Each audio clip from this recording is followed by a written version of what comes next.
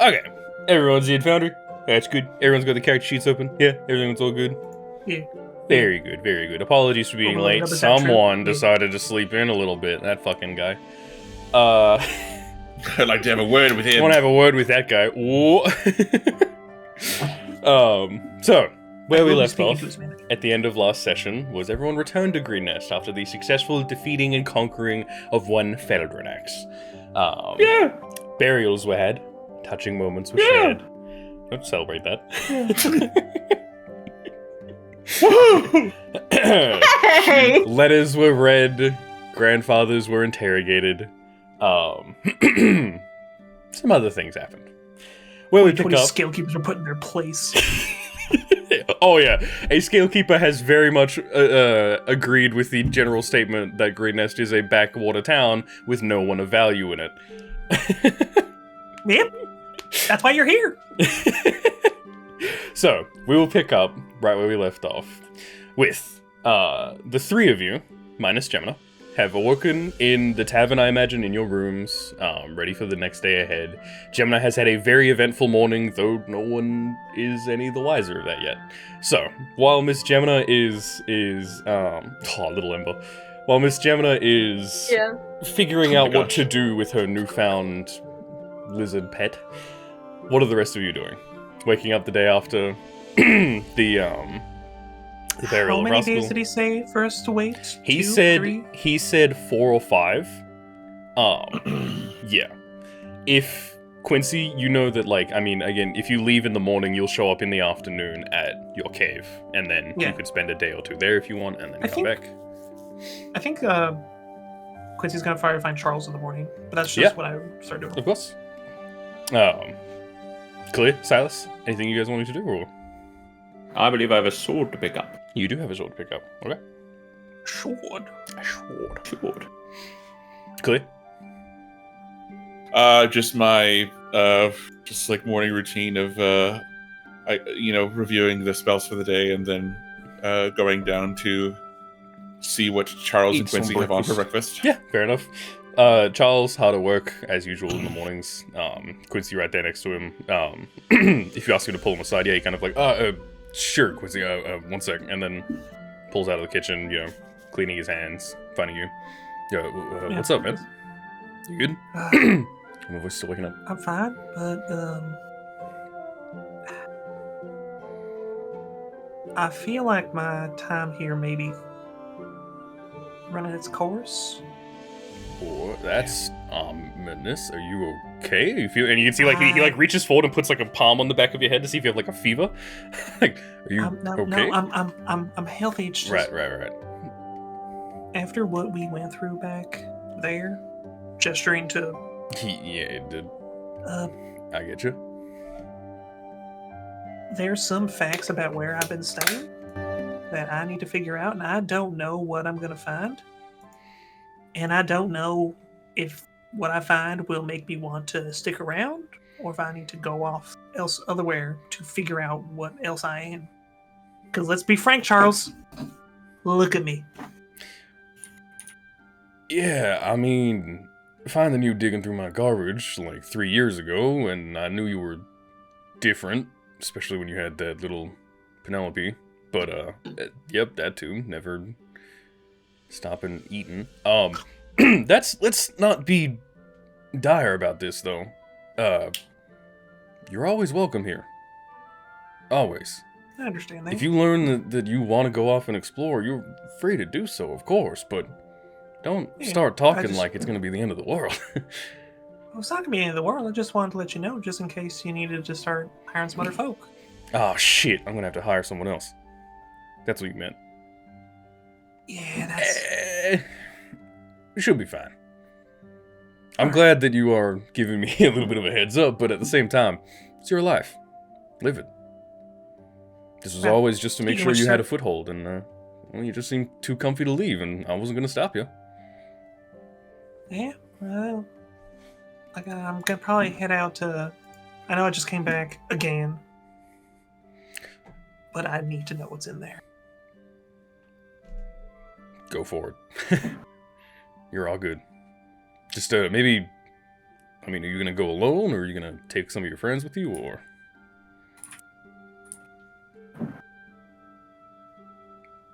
Quincy?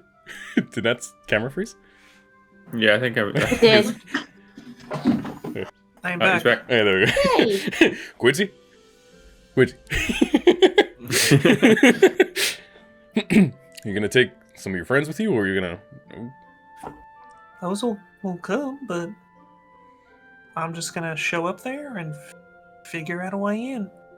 If I can't figure out a way in, I'm gonna come back, I'm gonna buy myself a pickaxe, and I'm gonna go right back in.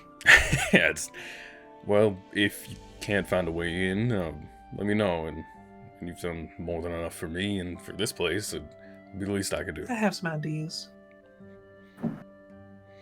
Worst case scenario, start whacking a rock with a stick.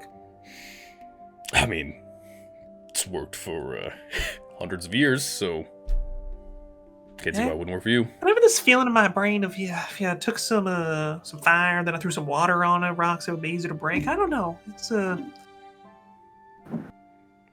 What? What? Just,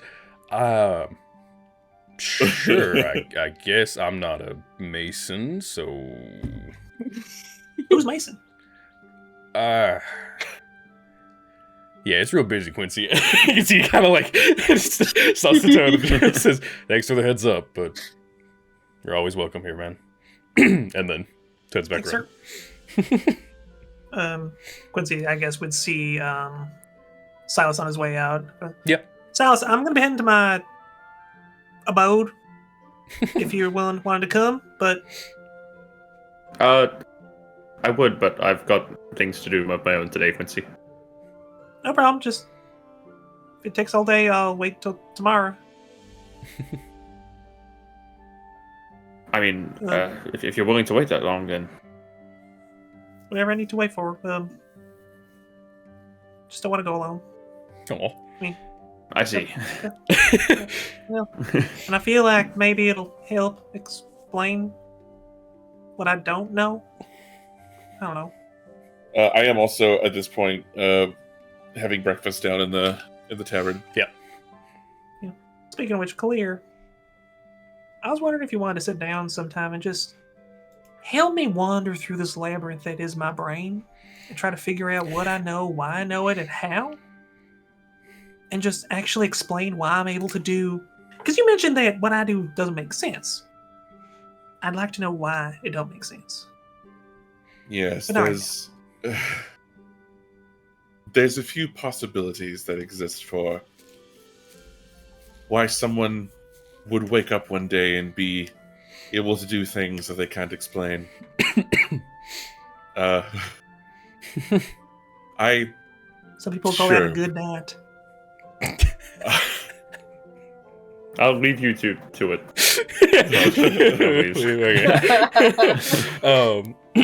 At this stage of the morning, yeah. Are you going to go pick up your sword? Sure, they can finish the conversation if they want. Yeah. If you guys want to play something out, No, that's where I was. That's what I had to say as well. Yeah. Okay, The intent was, hey, sometime Yeah. later, Yeah. let's figure this out. Exactly. Yeah. Which is gonna be sitting there on a illusion bed, Like therapy couch. like a therapy couch. Oh, I God. don't remember my mother. Or my father. It was like, Don't remember my mom. Don't remember my pa. All I remember is waking up in this here cave. I think this cave is my parents. Child of the mountain, I think. So, Sylas heading over to enjoying enjoying the lovely morning conversation. Heading over to Talia's. At this point, it's probably mid-morning, I think, is what we said for when Miss Gemina woke up, so keeping in line with that. Talia's already hard at work. The ever-growing pile of, things needing to be sharpened and repaired is, well, it's ever-growing. But you can see, sitting front and center, almost expecting you to come across, or maybe she just saw you walking up, you can see your sword. It is sitting on the front bench where you normally, have the transactions with her. Open the door, kind of ringing that little bell, and she just kind of, "Oh, Sylas, good morning. Have your sword all ready morning for to you? you as well. How'd you sleep?" All right. a bit of tossing and turning, but when is there not? Yeah, tell me about it. And she gestures to the sword. It looks pretty identical to how you had it.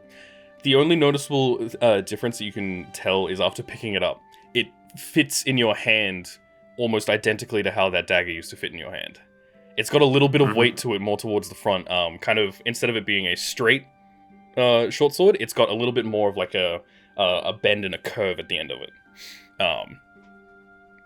Says, look, you didn't give me the most specific of instructions, so I took some creative liberties. I hope it does what you want. I kind of like give it a spin. Yeah.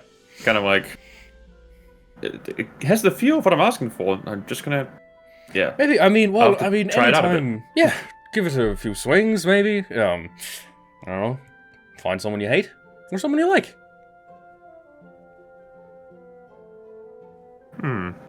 Maybe Did you pay for this yesterday, or did I forget to charge you? No, you charged me 25 gold. Okay, good.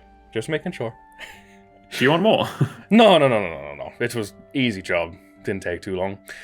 Was there anything else you needed while you were here, or was that it? I believe that was everything. Sweet. Well, I have a busy day ahead of me. Thank you very much. Yeah. Yes. Well, enjoy it. I'll be on my way. I'll try. And turns back to the mountain of things to do. So, you now have your sword. For mechanical purposes, it now has... What's the weapon mastery now? You've changed the weapon mastery from... Sap. Yeah. Go from Vex to Sap. From Vex to Sap. It's going to take you a little bit to get used to, so I think we went over... the first time you use it a handful of times, it's going to maybe make an ability check for you to get used to how it feels again, because it is slightly different. Just for flavor text for changing your weapons mastery. Very cool. Was there anything else you wanted to do? Or is it just... You would know that... Would I have a hunch that my scabbard is finished being worked on? No, not yet. She said it would take a little bit of time to, like, perfectly map and make... Because it's a custom design and a custom, shape for this scabbard. She said it would probably take, like, come back tomorrow afternoon, and it's, like, first thing in the morning, so probably give her a little bit of time. Fair enough. Well, if anyone else had anything they wanted to do first. Yeah. Does anyone have anything that they wish to do in the morning? I guess just, this doesn't have to be right now, but I guess just bear in mind that I asked that once everyone kind of got up and at 'em and had done their business for the morning, that if we could convene at the tavern at some point. That's true. That is very true. That is true. Okay. But yeah, I'm not rushing that. I'm just reminding. That's fair. Yeah, fair enough. Yeah. In that case, after the events transpiring of last night and his curiosity being piqued, as well as remembering the conversation, if you can call it a conversation, he had with a shadow, many nights ago at this point.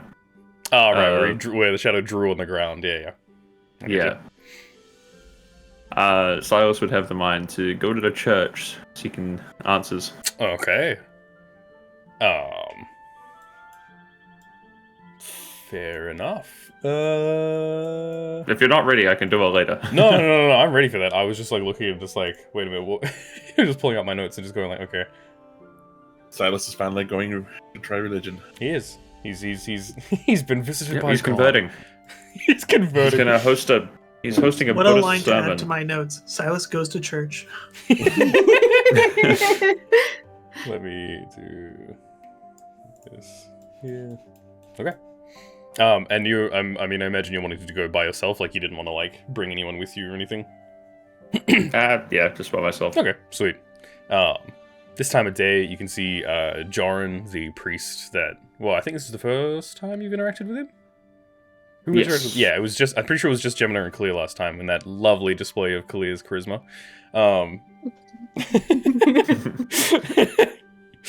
And Gemina's charisma of having the inability to save it.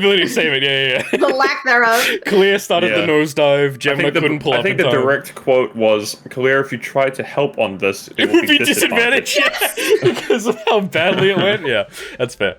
Here's his sword again. So, walking up to the temple, you can see slightly vines. Vines are kind of half covering the front. Almost like it's been deliberately allowed to overgrow somewhat, but has been kept in line. These are Brigade's vines. You recognize them immediately. They have a very distinct look to them. Kind of knocking on the door there. Tum, tum, tum, tum. Wait a minute. Door eventually opens, very, and Zhon is standing behind the door. He says, good morning. What can I do for you, sir? Hello, I don't think we've had the pleasure of having met. My name's Sylas. Seen you around before, but, Sylas, Zhon, and he kind of like holds out a hand for you to shake. Says, welcome to the temple. What business do you have this morning?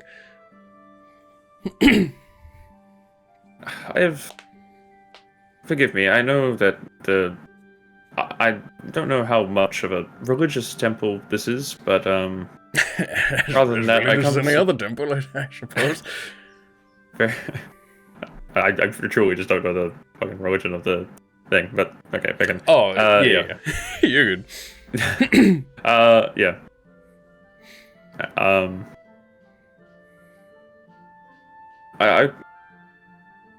You would have some knowledge of the history of this place, the deities that have been said to have forged and powered over it over the years, I'm sure. More than most, I'd like to assume, yes, but I mean, one can never assume to know everything about the deities. Why? Are you seeking one in particular? Are you hoping to...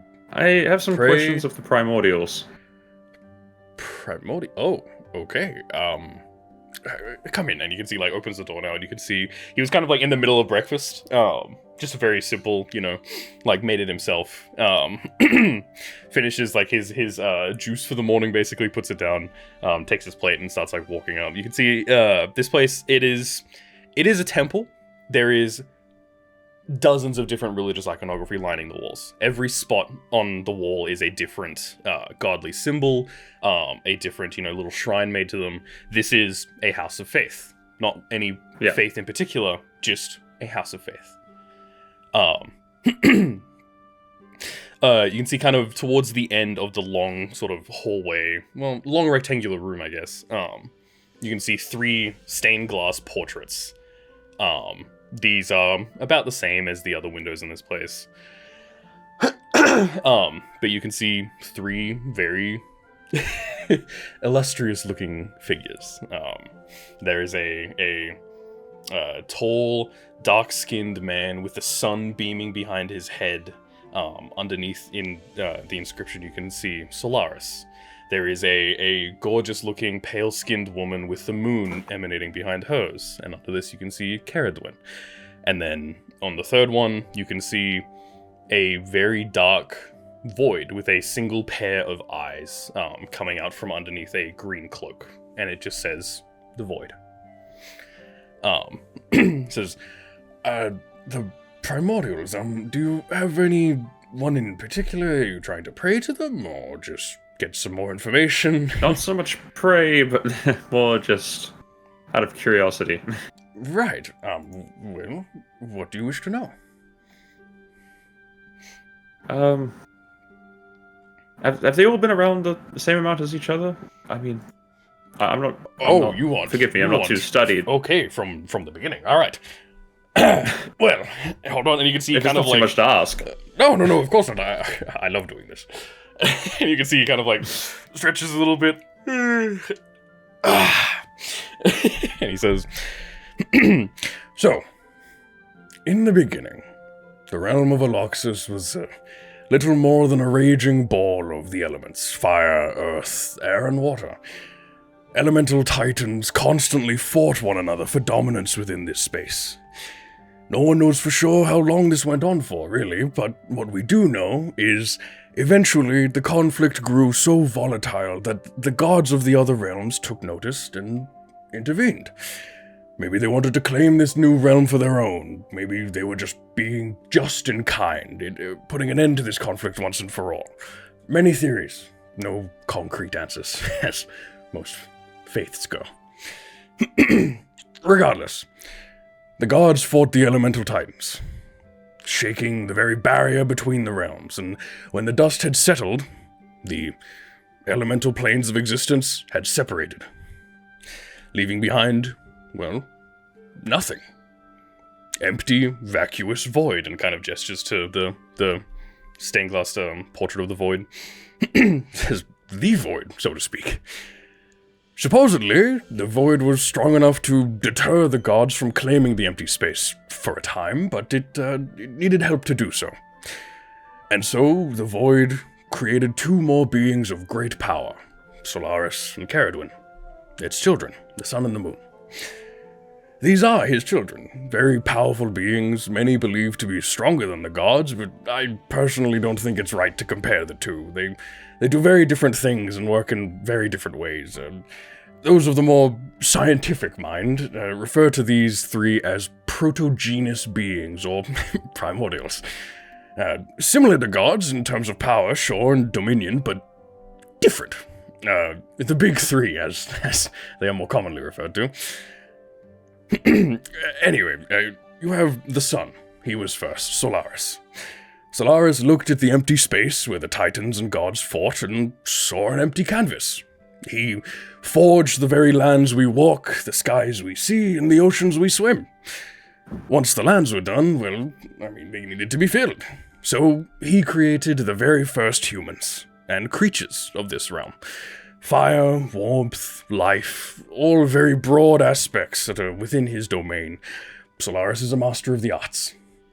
Anything that requires a creative mind, he's pretty much perfect at it.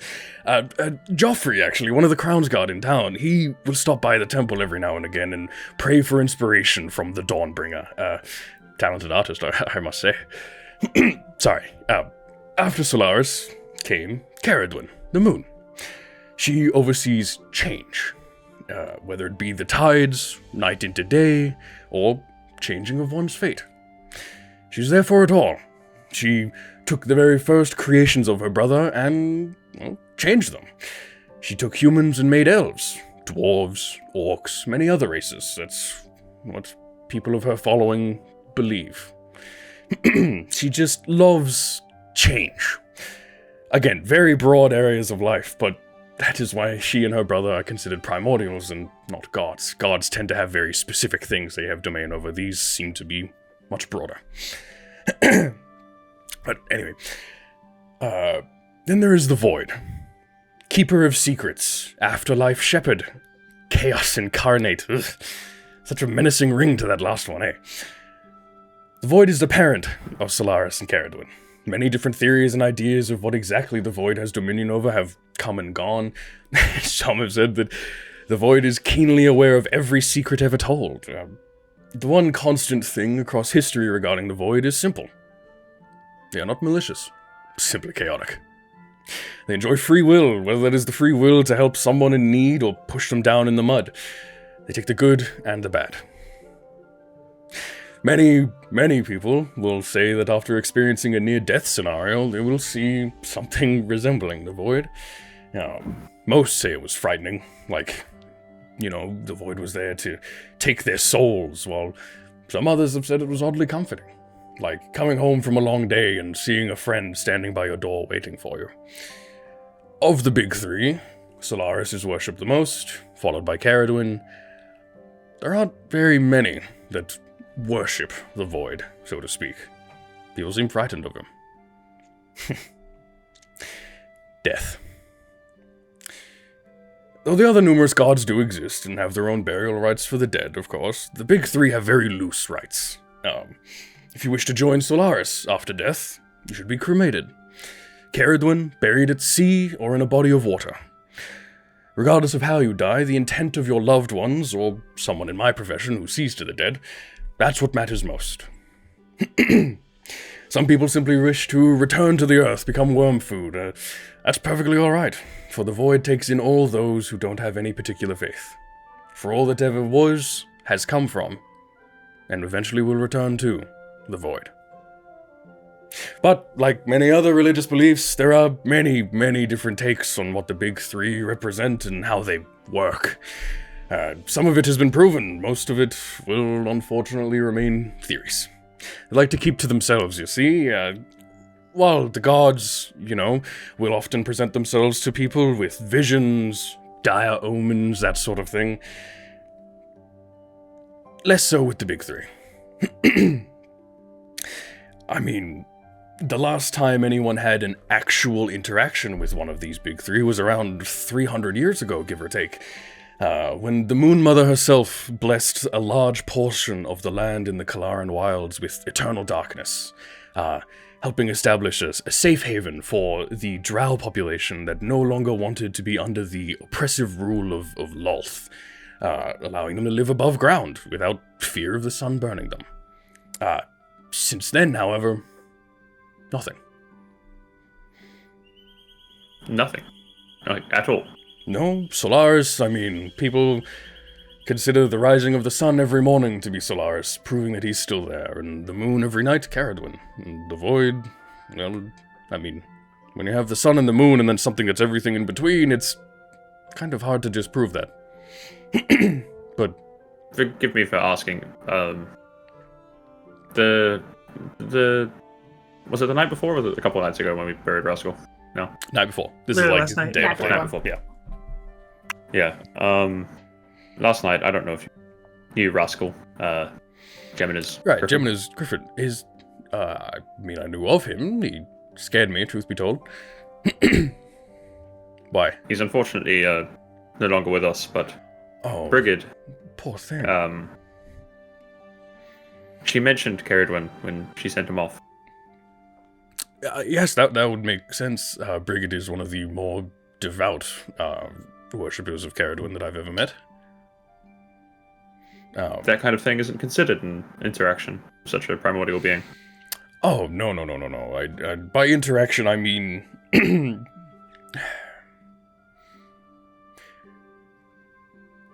the gods are always there. If you look for them, you will find them. Same with the big three. The difference is that while there are documented accounts of gods stepping in and doing things and helping people or condemning them, we have, for every 100 that you see of the different gods, there's maybe one of the big three. If Brigid did the ceremonial rites herself, then yes, it would stand to reason that Caradwin maybe witnessed it, or even maybe she did play a hand in it, but I not want to presume that means that Caradwin herself actually visited this burial of this, this seemingly random griffin. She cares for those under her worship, but she seems a little too small for her, if that makes sense. But if you felt that she was there, then she probably was. It's the beauty of faith.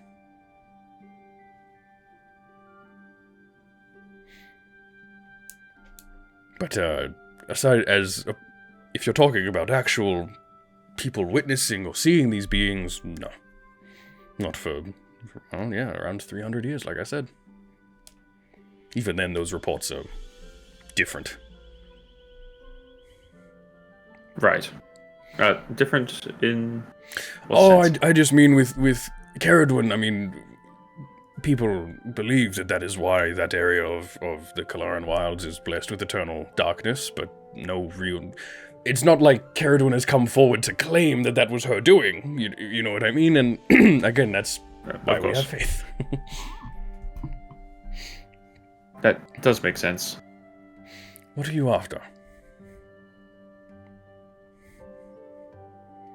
I suppose answers is too vague a term.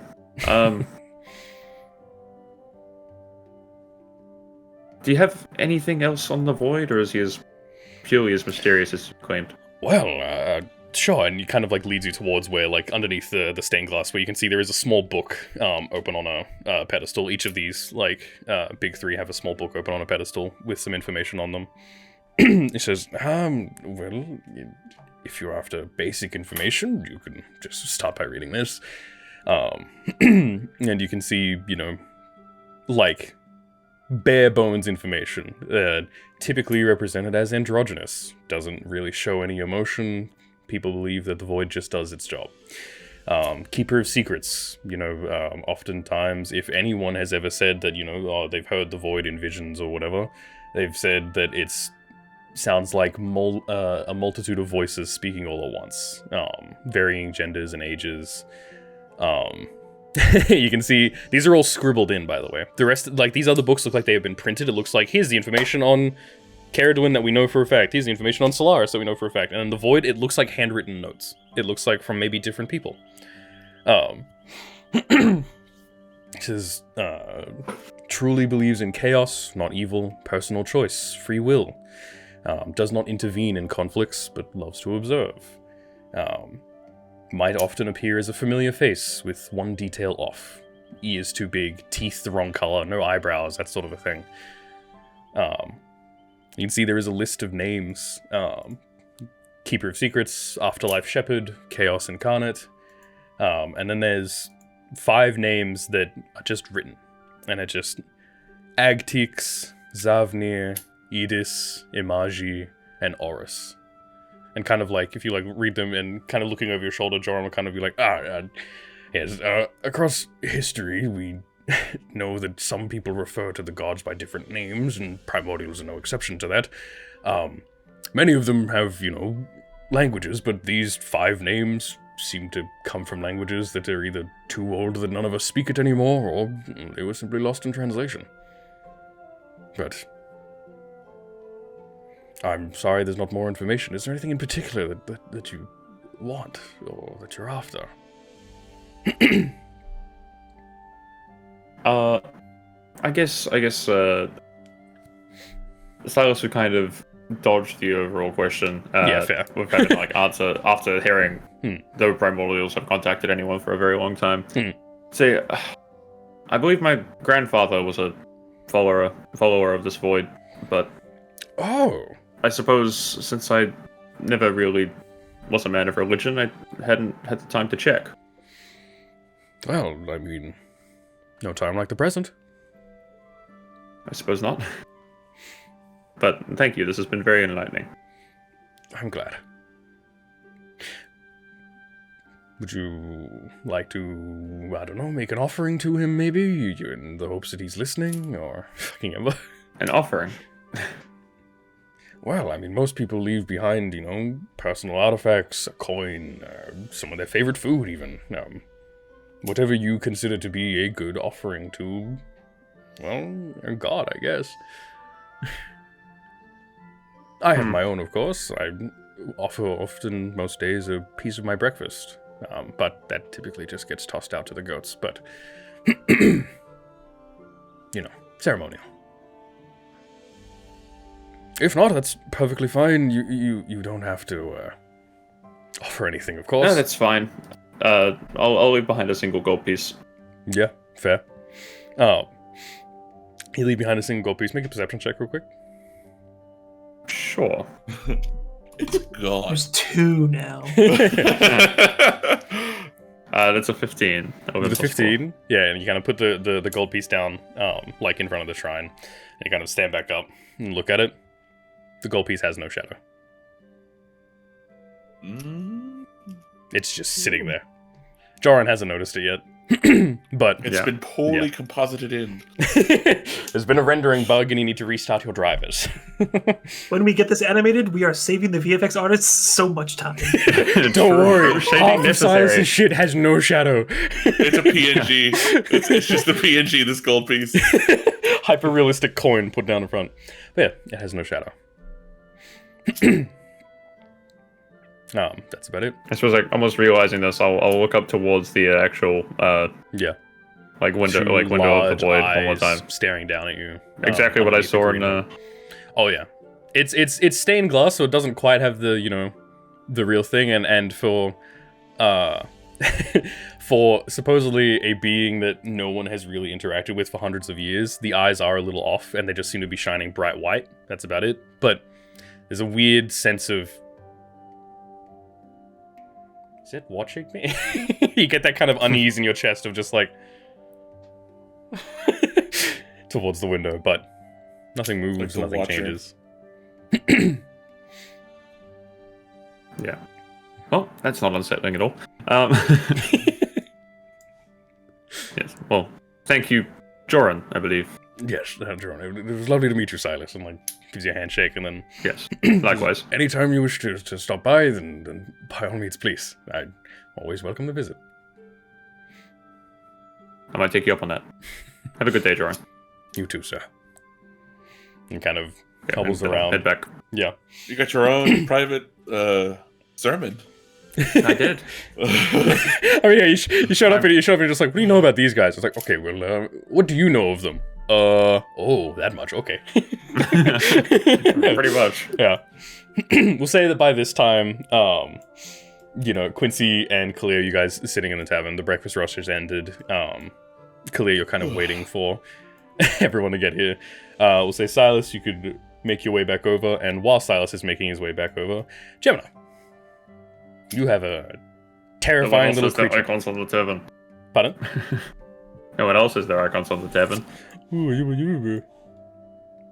True. Shame. So, Shame. Miss Gemini, this is picking up exactly where we left off after you've tested some of the little gemstones. Yes. He's running laps again. With different elemental sneezes. The last one was the white one. Cold. Yeah, so he's currently very cold to the touch, and even though he's sitting on your shoulder, every now and again when he nuzzles against your neck, it's kind of a little bit of a shiver. Okay. Brigid is still nowhere to be seen, unfortunately. Plot twist, Okay. she ate him. But Oh, Jesus. Plot twist, the dragon ate her. oh, This is wild champion baby dragon. it's terrible. So, what do you want to do, Mr. Gemini?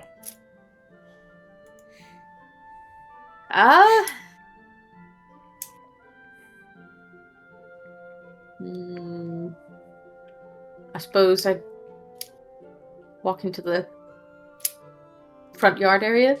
Yeah, I mean, the bears out the front kind of, pop up with a buff up, looking at you kind of and just sniffing in your direction. What's their reaction? They just seem to be curious right now. I mean, they've definitely To both spotted. me and Yeah, they've definitely baby spotted dragon. you and the baby dragon, but they're just curious right now. They don't seem to be scared or anything. They're just just trying to figure out what the fuck it is. yeah. Actually, What's that noise? I would take the time to, perhaps while I'm standing there, ritually cast Speak with Animals. Of course. Yeah. Cast World Speak with Animals, premiere. and I believe with your new feat, that means that it lasts for 8 hours, That is as correct. opposed to 10 minutes. Whoa. Casting Speak of Animals. Are you casting on yourself or the animal? Oh, On herself. myself. Yeah. Ah, I see. It's so that she can understand and speak with animals, basically. Yeah. Yeah. Specifically beasts. Specifically beasts, Sure. yeah. So, mechanically it wouldn't work with the baby dragon that you have, but at the same time you also speak Draconic, and it also speaks Draconic. Yeah, that's so you kind of both already have a language that you share. Yeah, as you kind of sit there and cast, you can, the little and growls of the bears turn into morning. What? Who's that? Friend? Could we play? Of the two of them. A new friend, yes. Good morning. Can you play? I don't know if he wants to play. You can see, You want to play? like a cat that has seen a much bigger dog. It is back arced and is on your shoulder and is trying to hide behind your head. It very much does not want to Yeah. play. These things are much bigger than it. These bears come up to your hip, and this little dragon sits comfortably on your shoulder. That is Yeah. less playing and more of a fight for survival for this thing. Yeah, that's kind of what I figured. In that case, I would say perhaps another time. And scratch both of their heads. Both leading into And, scratch. Yeah. Before I'm hopping glad back you made down. it here safely. We had people meet us on the road, and they brought us here. Brigid, Brigid seemed very surprised to see us. But she's been nice. I imagine so. They kind of waddle back around in that little like front pen that they have basically. You can see there is like a pond of water and some scraps from like meat and different, you recognize it as just whatever alchemical ingredients that are safe to eat that Brigid doesn't have need of anymore. She tosses out to the side. Don't worry, there's no like poisonous mushrooms or anything out there. It's good. It's good. Yeah, I know. But yes. So, what are you wanting to do? Make your way down to the tavern? Yeah. Are you just having this little dragon just sit on your shoulder? Or are you trying to hide him at all, or is he just kind of chilling out?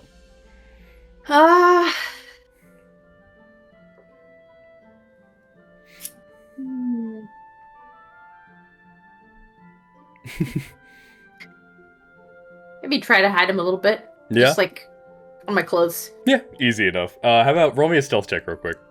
Okay. Using your stats since this is you hiding him. Yes. This is just to see if I'm sure a baby dragon's stealth is through the roof. That's why I said use her stealth. -4. It's not that bad, I don't think. Well, he's not trying to hide right now anyway. No. Except from the bears. Of course. That's more shrinking into you for cover and protection. In that case, stealth with disadvantage, no? Okay. Hey!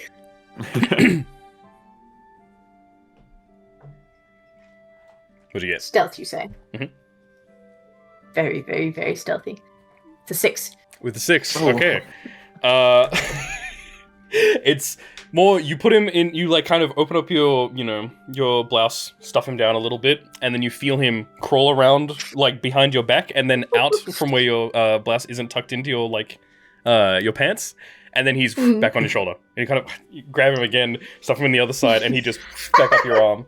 He's very curious and very much wanting to see the world around him, and doesn't seem to be cooperating much at this point. Still staying on your person, mostly resting on your shoulder, every now and again up on top of your head. Every now and again you can hear a little like, and you have to look back and go, oi! And he's like biting on your bow that's hanging on your back. Just chewing on the wood a little bit. But other than that, yeah, walking down. Biting on my bow, you say? Oh yeah.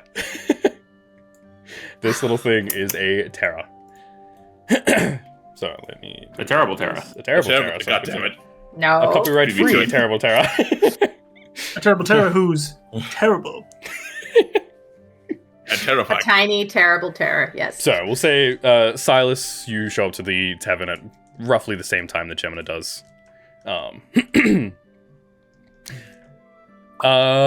from that, Gemina. yeah.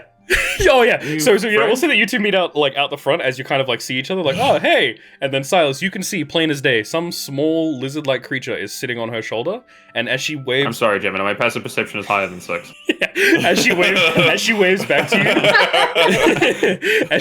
to you, you can see it crawl out up onto her hand and then like push her hand down to make a little platform so that it can stand on top, and it's just looking at you. Yeah, from a distance, like, new friend. Yeah, there you go.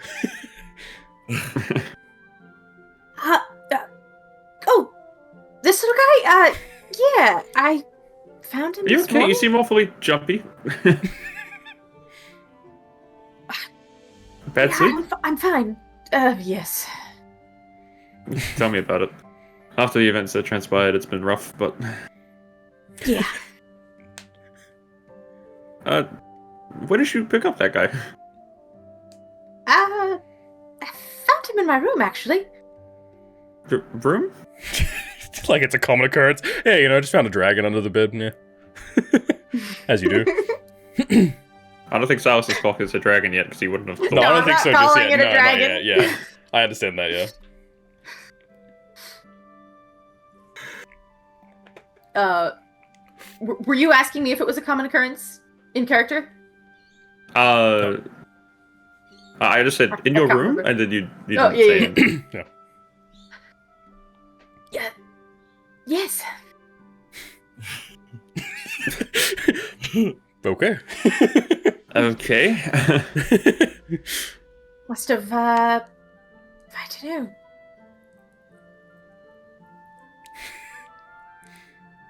Yeah. Well, sure, I want priors to how you get your hands on lizards like that. Let's go inside. I mean, it would make sense. Yeah, I won't inquire into your sources. Well, when you think of dragons, like typically, Sylas, the next thing you're gonna think of is fuck. That thing had me in its mouth, like, and you're not gonna think tiny little innocent little baby. So, Sylas, a baby dragon, and not tell us. Like, come on. Yeah, of course not. So, Sylas and Gemini, not from an event like that. Let's move you guys into the Moon Maiden. However, if there is like any reason that like I would have to make a history or an investigation check, it's up to you. I'm leaving this up to you guys too. For when you guys think it is appropriate for your characters to go. Wait a minute. Also, gonna. this was like happening as we're walking. Yeah, as you're kind of walking like into the. As you meet at the entrance, I would say. Yeah, that's what I thought. So. Oh, Angus, you're not in this episode yet. Get out of here. I'm not supposed to be here. You're not in this episode. Yeah. Spoilers. We know who's not going to be in the episode. Okay. I said yet. Damn. But so, Kelyrr, how do these two miscreants find you as they walk into the tavern? As suave and as casually as someone can be sitting at the bar. Leaning against the bar, taking a sip, reaching for the straw. Missing the straw a few times before taking a sip, finally. Kept you waiting, huh? Kept you waiting, huh? So, Kelyrr, everyone's here?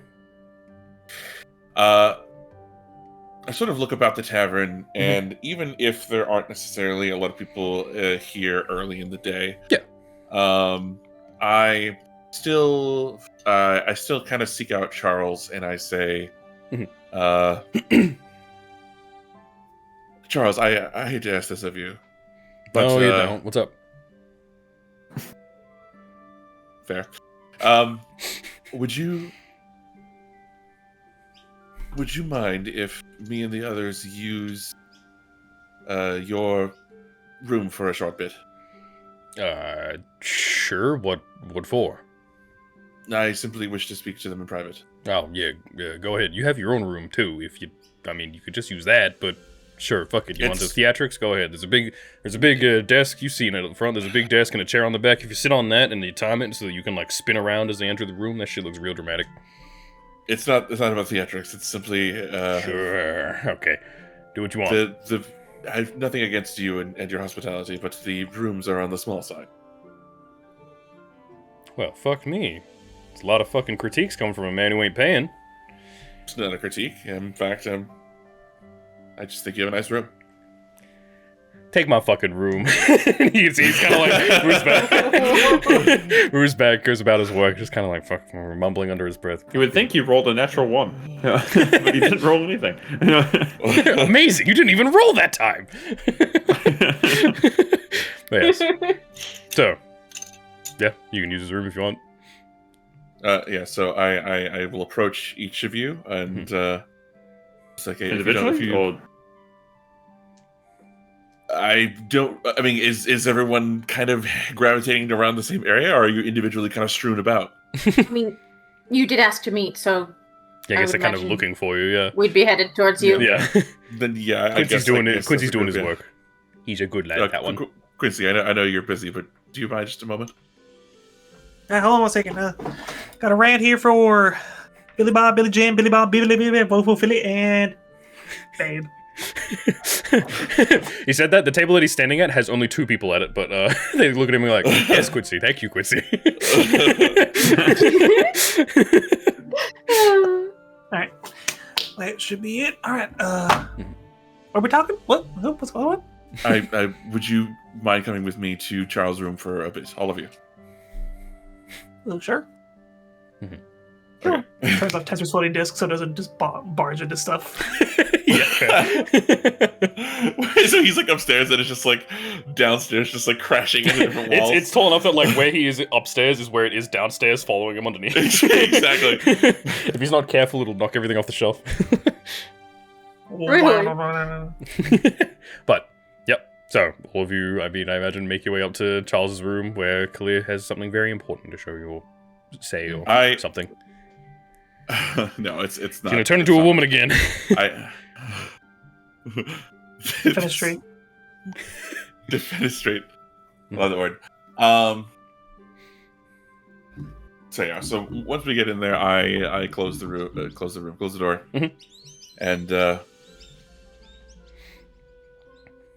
I take a moment and just kind of lean against the rest of you do see that Gemina has this new lizard creature on her, by the way. With that shitty stealth roll, I'm so sorry, everyone sees immediately that there's just a new four-legged, tiny little lizard creature on Gemina's shoulder. Howdy, Gemina. Howdy.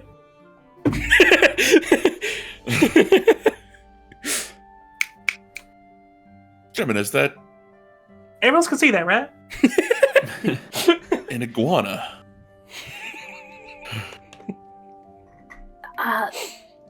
We're up in the room now. Is that right? Mm-hmm. Yes. Okay. Sure. Yes, about him. Well, now that we're all here in private, this is actually a baby dragon. Damn, just like that? Oh. Quincy's just standing there with his staff, just going, I'm sorry, what? I must have just heard you. One more time? No, you heard me. And where, pray tell, did you find one of these? I woke up to him biting my nose. I forgot about that. Yeah, she did. It's very important. Big dragon in the dream. And little dragon. How do you know it's a dragon? Well, does sort of just look like a little I now make an investigation lizard check. right now. Sure, now make an investigation check, sure. So what are you trying to figure out? If this is Should a it be dragon? investigation or perception? I mean, you know what? How Nature? No. How much are you willing to lose here? Lose? What does that mean? What can Well, you I mean, lose? it's a little baby dragon. knuckle. Perception is just looking at it. Investigation is maybe pointing forwards and then getting a little. Dragon steps forward. How Like do an you investigation plan check. to do it? Then yeah, go ahead. Investigation. Make an investigation check. You put a finger forward, you get bitten, you permanently lose 1 to a stat. 15. 15. I mean, yeah, looking at it now, you can see as it kind of scurries about, and now, looking at everyone's shocked reactions, kind of picking up the tone in the room has changed a little bit. It's like shrunk down a little bit, and is nestling in the crook of Gemina's, where shoulder and neck meet. And you would also notice that he's very cold. Oh yeah. Very cold. Cold-blooded. Like, even as you kind of, like, reach out, like, what? Oh, you can see it kind of, like, and, like, gnashes its teeth at you a little bit before a little kind of growl. But even then, putting your hand close to it, right before it nips your finger, you can feel the cold coming from it. I kind of think out loud in front of all of you. I'm like, Gemina, you have always seemed to be someone that is very familiar with wild creatures, and especially in this area. You're sure? There are wild creatures and then there are this. Yeah. It's a bit of a story, but yes, I'm sure. This isn't Fel'Drunaxx's, you know. Child don't reincarnation, what have you? It's a bit confusing, really. I mean, even just looking at this Just thing, shove it up in your room. even just looking at this thing, it doesn't look like Fel'Drunaxx at all. It is white, like light blue or like white scales with gold on along the top of its head. Fel'Drunaxx was Just gonna reach out a finger. Yeah. Reach out a finger and just like, well, hey, little fella, how are you? I'm rolling animal. Yeah, I was gonna say, yeah, roll animal handling check for this. Sylas was just trying 4. with a 4. Oh! You reach out, Gemina. Could you make an attack roll, please, for the little guy? sure. I just wanted that to happen. Uh-huh. It's 100% what Quincy would do. Like, it totally is. Hey, little guy, how you doing? Hey, little feller. I believe you have the stats there for it, yeah. I do. I know exactly what's going to happen next. That's a 7 to hit. Wow, really? Only a 7? Okay. You were fast enough to get your hand so on you the put way, your finger yeah. through and kind of looking at you, it gnashes its teeth at you, and just narrowly misses the tip of your finger. Goes, oh, no. Like Quincy shows and like there's like a little bite mark in his fingernail. Yeah. Tiny little teeth. Yeah. This thing does it would fit in the palm of your hand. It is not very big. Well, I look down at him on my shoulder and I'm like, easy, little guy. You kind of. No, it's all right. It's just here. How exactly does a dragon just show up in your room?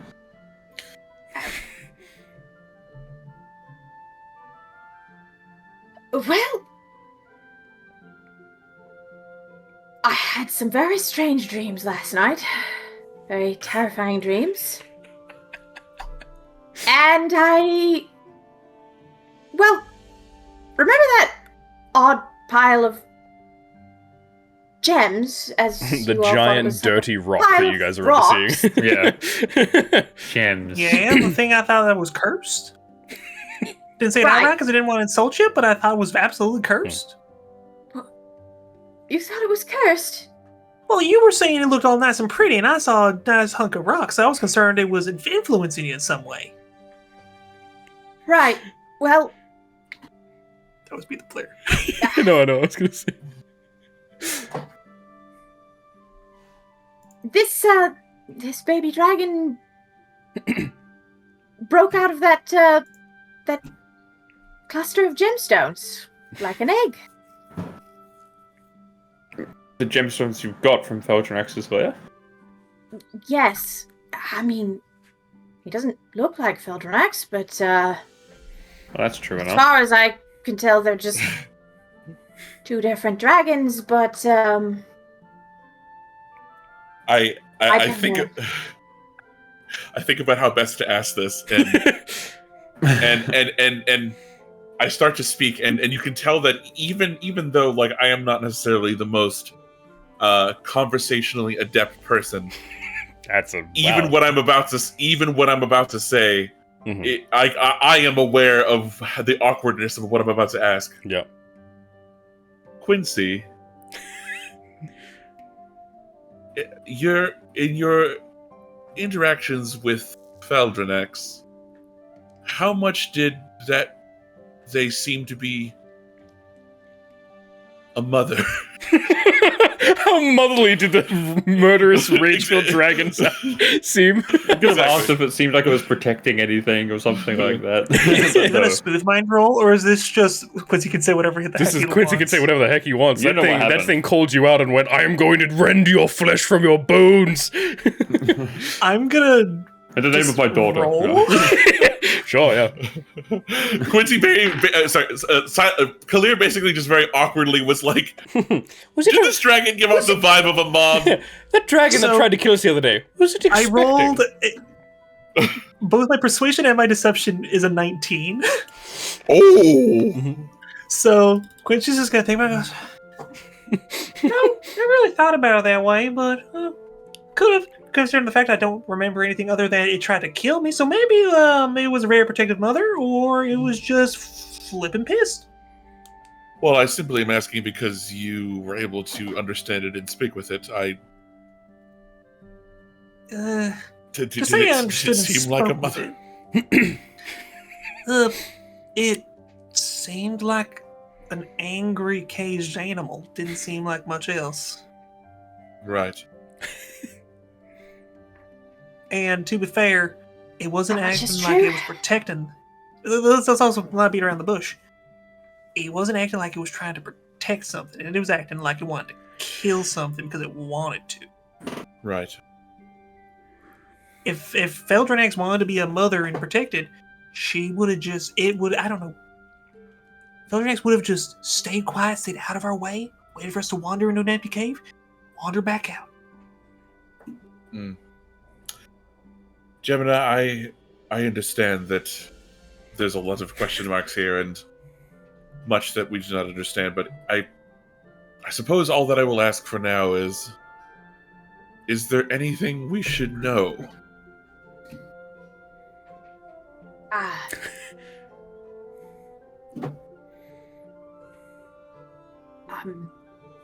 Good question. Does it talk to you? Sorry, what did you say, Nat? No, it's I'm waiting for you to respond. Oh, before I okay. ask next. I don't know. I have a lot of questions myself. But,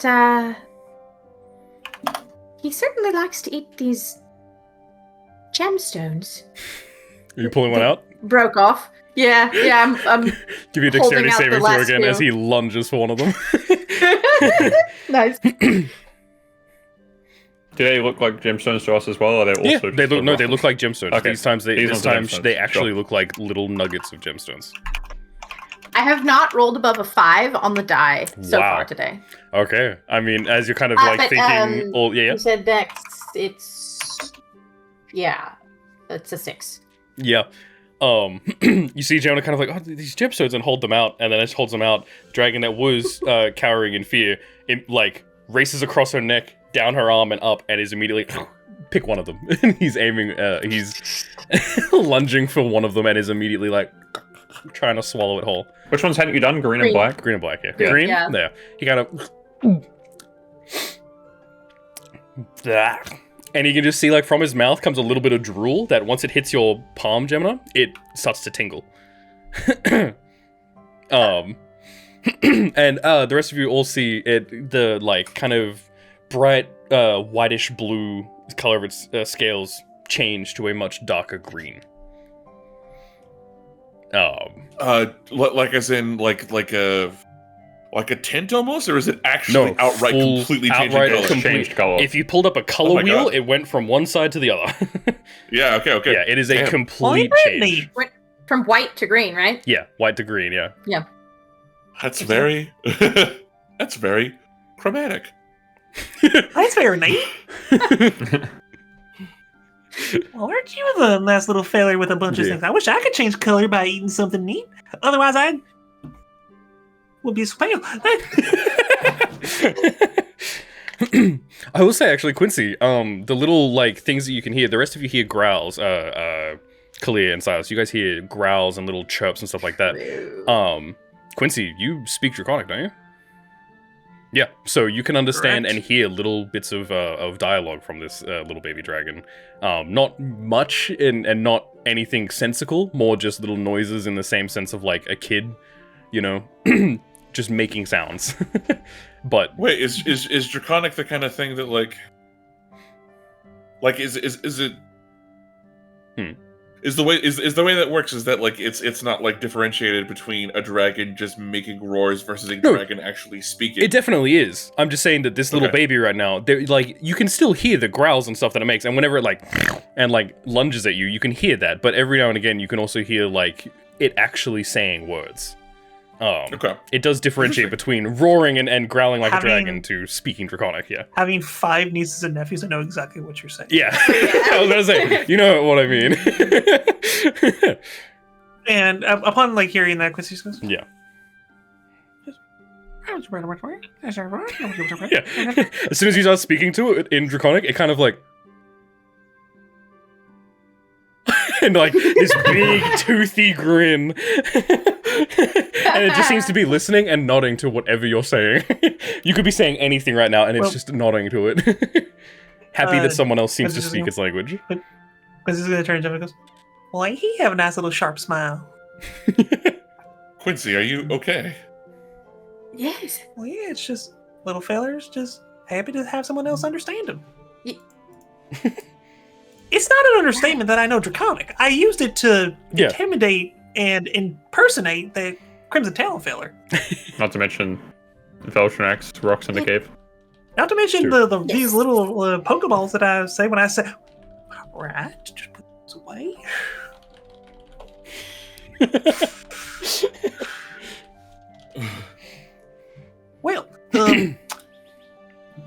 Yes, sorry, you go. Well, when you decide on a name, be sure to let us know, because I have a feeling this little fella doesn't even recognize. Yeah, lunging for your finger again. The bright smile, kind of like the eyes narrow, almost like a cat when they go from "I'm happy to play" to "You're annoying me now." Yeah. This little fella understands that everything's food that's smaller than it. All right, Kelyrr, what are we talking about? Yeah, sorry to interrupt your moment there, Kelyrr. I just figured that address the proverbial dragon in the room. Yeah. That's be careful with that, Gemina. That's society has a certain way that it views dragons. Of course. Right. I will make this quick. I don't want to take much of your time. But I simply wish to speak to you all. We have traveled for a little bit, and I wanted to speak to you all about something. And by the way, I like to imagine that the way that I've been traveling around is I have had oh my god, keep seeing a flash in the corner of my screen. It's my phone telling me to do Duolingo. I know, same. I like to imagine, like, you know how like the like magic items can like take different sizes to be different forms, whatever. Sure. Yeah. They grow to fit the wielder. Yeah, I like to imagine that that like I'm essentially using the like magic cloak that Sylas gave me as like a like it's essentially like the form of like my like hood that I always have like slung over my shoulder. Yeah, easy. Yeah. So I oh gosh. I'm fairly certain the items were robes, actually, not a cloak. But yeah, sure, you could wear them as a cloak. Sorry, he's donning it like a cloak. Is what he's saying. Gotcha, maybe.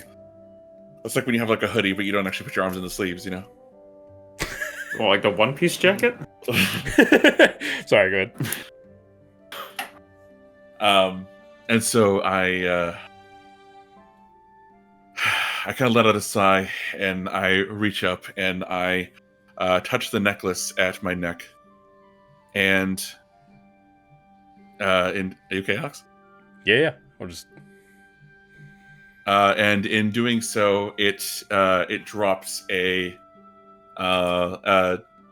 disguise spell that I have had on for periodically for a while now, because it allows free casting of it without costing any spell slots. As long as you have another person, yeah. And it reveals my form to be the art that I have put in the Dice of Daring channel there. Oh, shit. Thank you, Mr. Jara. And and it shows me to actually be a gray-skinned drow. And I say,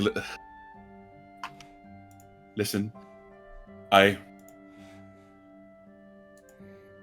wish to start out by saying this is not something I kept because of distrust of you.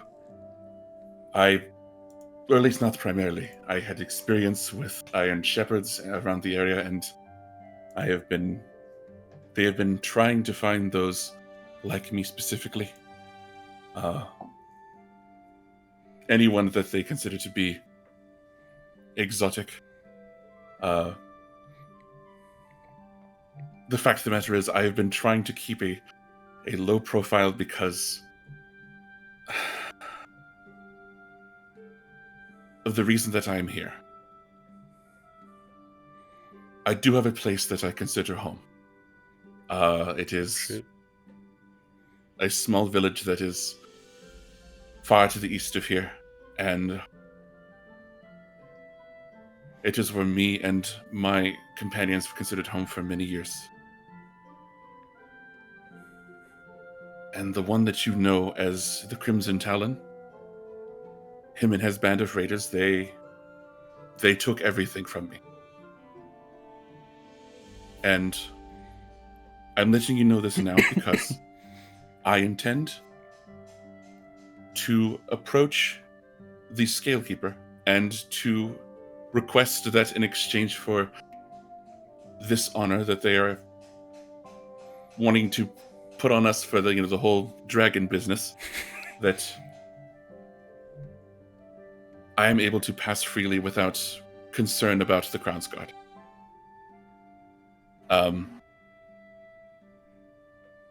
And so I thought I would do you all the courtesy of letting you know that now, so that you are not surprised by that later. And anyway, that's all. If you have any other questions, you're welcome to ask at any point. But I am not...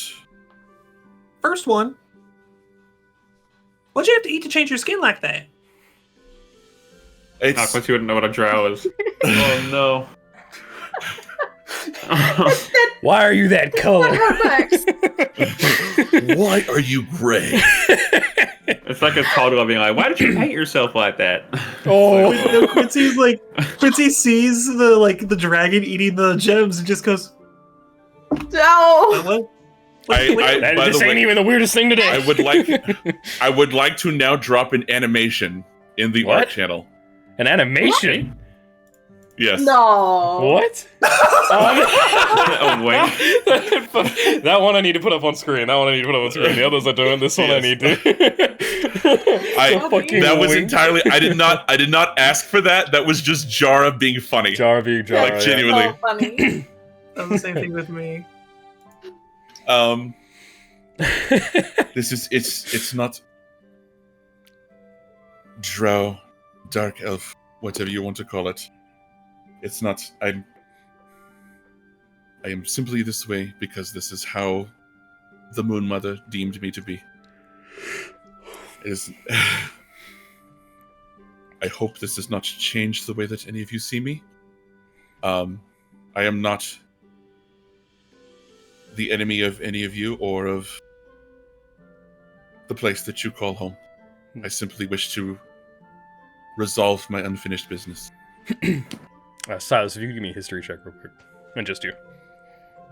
Okay. That is by far the most well-traveled of the group. A 15 again, that's 3 15s I've rolled today. Damn. Only 15s.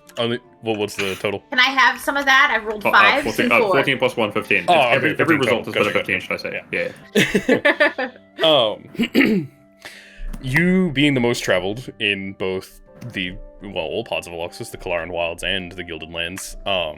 I mean, aside from the constant turmoil that these two sides of the nation being, at each other's throats, on again, off again, a lot of the propaganda in the Empire is that drow are evil.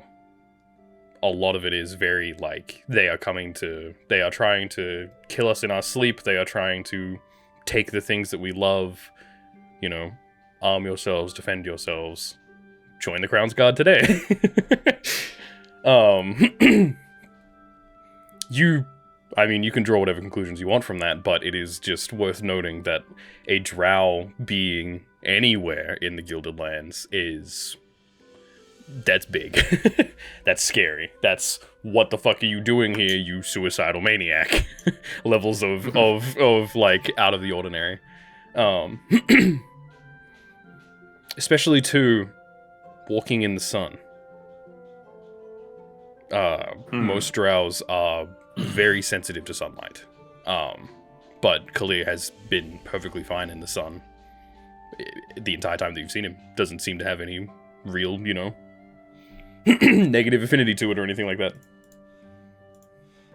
There, that's it. Oh, yes, and, you have also been on, some jobs with drows before. And, whether they were nice, whether they were mean, kind of changes.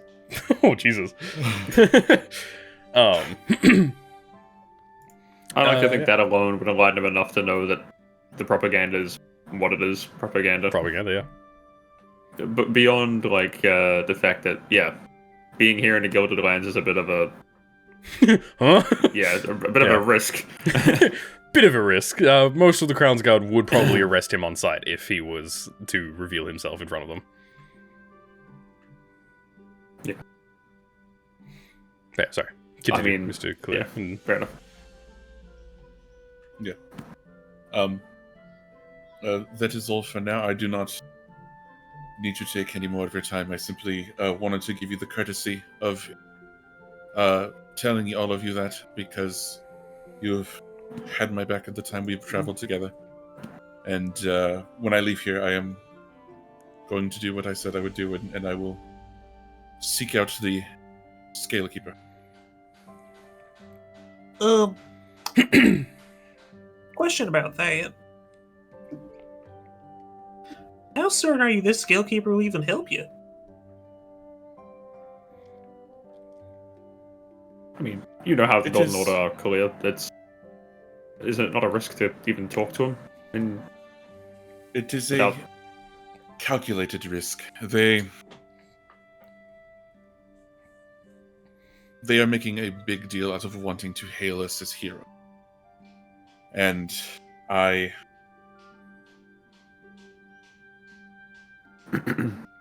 Truth be told, when you have something that gives you the ability to look like anyone, to become anyone, you are not terribly concerned about the ability to disappear if need be. I simply see this as something that would remove an inconvenience and allow me to operate more freely. does Charles know?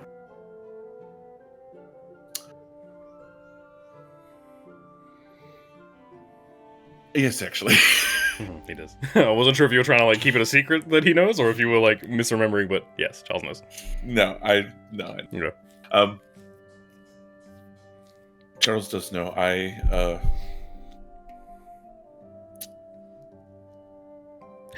Gemina, that locket, that necklace. You know what that necklace is, and you know who originally gave it to Charles. Yes. Charles has at least some familiarity with my reason for being here, and therefore was kind enough to offer me a place to stay while I am here. And you called his room small. Unbelievable. It is simply the accommodations. It's not. He's not in the room. He's not even in the room. He's just feeling real guilty about like, damn, maybe I should upset him. Wait, who said that? It's me, Kelyrr, your conscience. We don't talk in here very often. Why does it sound like Charles? It's me, Kelyrr, your conscience. What? So, Yes. Is everyone on good? that's fair. Is everyone good? If you're asking if any of us hold prejudice against you as being a drow, I don't see why we would. You fought with us, you've proved your strength and your companionship. Your motivations are still a bit unknown, but I felt I made those at least somewhat clear, did I not? that's what I said. Oh, your motivations, right. Sorry, I misunderstood what you said. Well, yes, it's always been around this CT. Crimson Tower. Grace Topher. you kind of see me visibly just kind of I don't like say the last one out loud. sigh, and kind of close my eyes as you refer to him as CT again. Yes. Well, Okay, well, I will go handle that business then. Okay. Just a question. Are you Alright. sure we don't want to be branded as heroes first? I know how slimy the Empire can be. They can be very quick to worm us in a way that you aren't fit to claim such a honor. He does have a good point.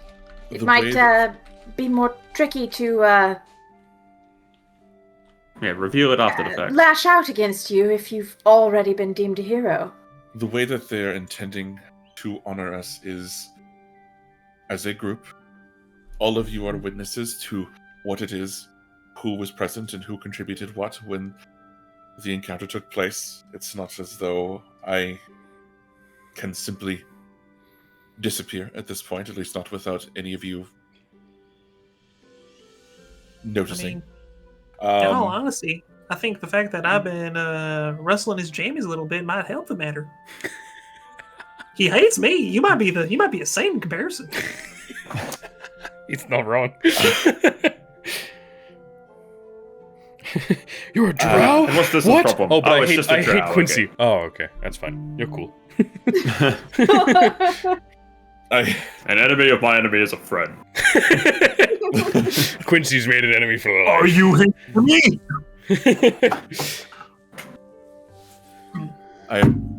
The point is that they want to have their heroes. And their heroes they shall have. But I'm going to use the chance to get something out of it and potentially be able to move through these lands uninhibited. It's an opportunity that I would like to take advantage of. All right, I'm not gonna stop you, but at the very least, have I don't know, Penelope come with you just in case. Sure. Because forgive me for Satan, but at this point, the only Crown's Guard I trust is Angus. Again, it is not a matter of whether or not we trust the Crown's Guard. I don't trust any of them at all. But, as I said, all of you are witnesses to the fact that I was present and contributed to the encounter with the dragon. Yeah, there'll be people to miss him when he disappears. I was always fond of that Kelyrr fellow. Wonder what happened. Last we saw of him, he walked up to Angus we saying... never did saw him. He walked up to Angus saying, I'm actually a drow or some shit, and then, that was it.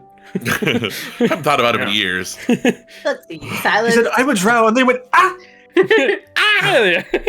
It's the Scalekeeper had just fucking Oh, disintegrated. I almost forgot. Can you please delete my token from the map? Sure. Ah. Bonk. Thank you. Nuclear token. I have to update the graphic now, you bastard. Yo. Oh no, video editing. Edit Ajax. I mean, you can just change it when you do the. Yeah. Just use the animation, yeah. Yeah, exactly. Yeah, it'll be a wow, and then it have like the Tinkerbell like coming across the screen and going ding, and then that in time with the wink. I have a GIF for that specifically. It's not related in any way. It's just a Tinkerbell. Oh yeah. Well, all right. So, Kelyrr has revealed finally, the shell has seemed to have cracked, and you've learned a lot more about Kelyrr. Shell. 2 shells in one morning. Well, important question. Kelyrr, Yes. do you like caves? Oh my god, it's so insensitive.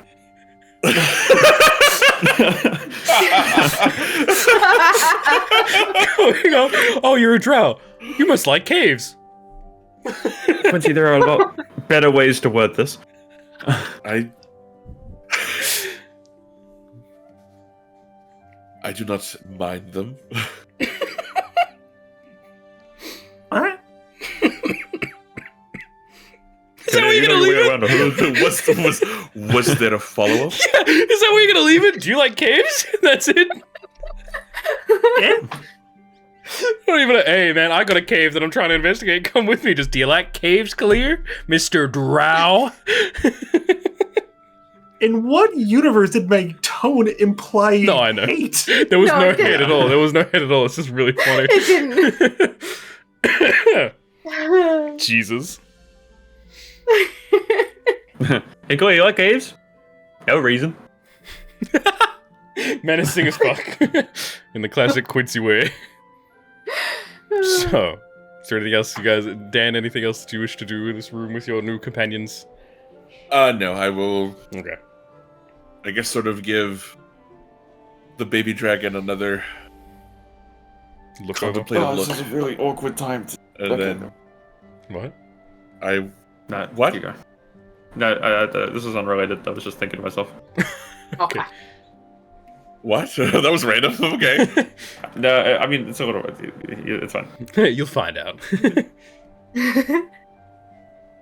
And yes, I will leave. And Yep. Sure.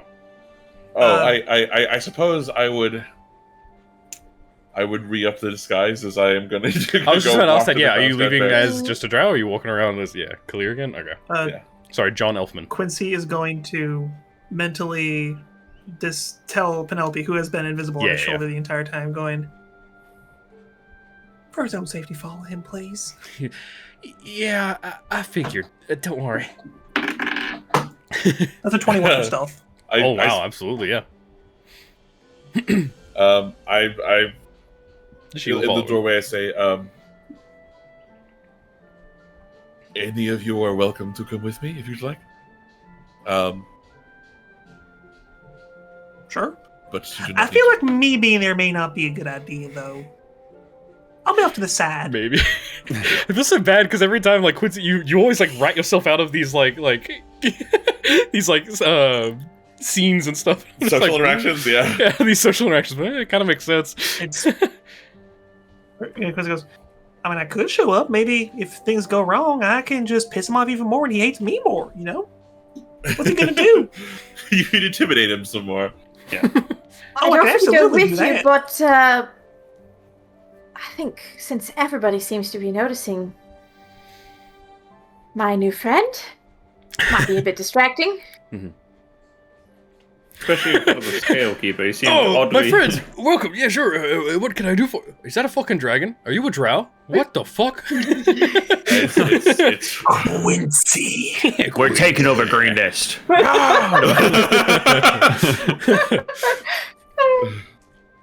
No, truth be told, it's being distracting could be a good thing. Quincy goes, I'll come along with you, and Yeah. we'll see what happens. If you're insistent on doing this now, yes, I will accompany you. I am wishing to do so as early as possible because I know that the Scalekeeper is intending to make arrangements and send word to make those arrangements very soon. Well, then, Okay, Fair enough. If you're sure, we may as well do this as a group then. What's up, Quincy? oh no, I have an idea for something that I'm gonna do right before we go meet him. I can see the gears turning. I'm just like, what's he planning? Okay, so Kevin, if you're insistent on coming with two, are you sure we should risk the Scalekeeper seeing your friend? Do you have like a box? No, I mean, I got a bag. just stop him in the bag. Oh god.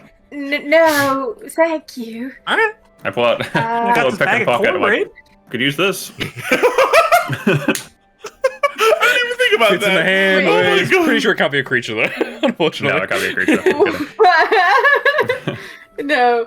I mean, I could always illusion you to have a nice big top hat, and then, it's right under the top hat. You think he'd stay there? I don't know that he'd stay. In fact, it's the I ultimate know surprise he wouldn't attack. stay. Look at what I have in my hat, dragon. Well, have we considered feeding him so much he passes out?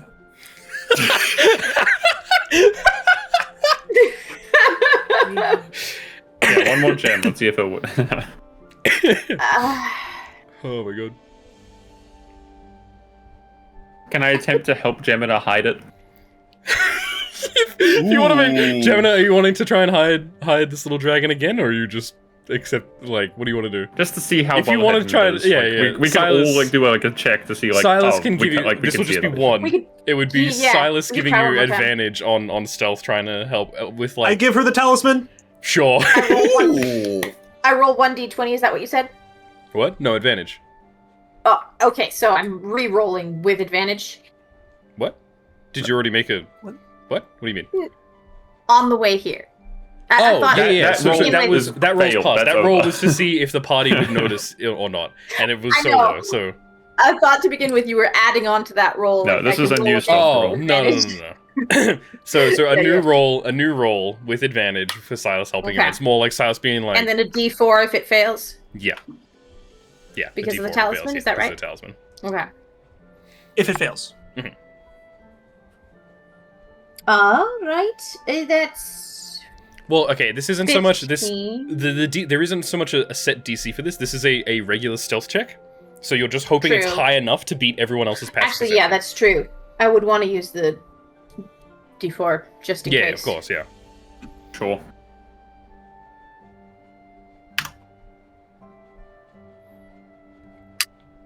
Come on, surely you rolled high on this one.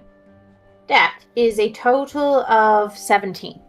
17. That's Nice. much better than before. This is for me, right? Still? This is for Or is this for him? For him, yeah. I mean, should I be Yeah. using his stats or Oh no, mine you're this using time? you're using your stats for this one. Yeah, We're hiding, Okay. like, you're hiding him. like you're He's not hiding him on Yeah. your body. Yeah. Yeah. After That does beat my passive perception, so I'd say, yeah, good enough. I mean, yeah, after a little bit of you know, wrangling and finagling with this little baby dragon, finding different places, he scurries out again, finding him a different one. You get the distinct impression that he doesn't like being tucked away somewhere. So the best place for him is probably in plain sight. And after kind of maneuvering him a little bit, he's now perched in between your quiver and bow, and is kind of coiled up, looking like an ornamental decorative piece that sits on your quiver. Nice. Eyes are still open and looking around, but he also, you know, understands what the intention is. And so every now and again, like, he's up and looking around, but as soon as every few minutes he kind of, every few seconds he kind of, like, shrinks back and then, like, still as a statue. Doesn't move. Maybe the eyes move a little bit. That's it. He's trying the whole My hide and plain bow sight thing. just became that much more terrifying. Oh, absolutely, yeah. That thing always have a fucking It has dragon? eyes. Fix there. Yeah, so, how much was it? 17? That should Okay. solve that 17. problem for now. 17 is pretty good. It's very rare that people have higher than that, especially when they're just regular people. Passively, yeah. Yeah, passively, yeah. So, Thanks, Sylas. I think whatever you did, that helped.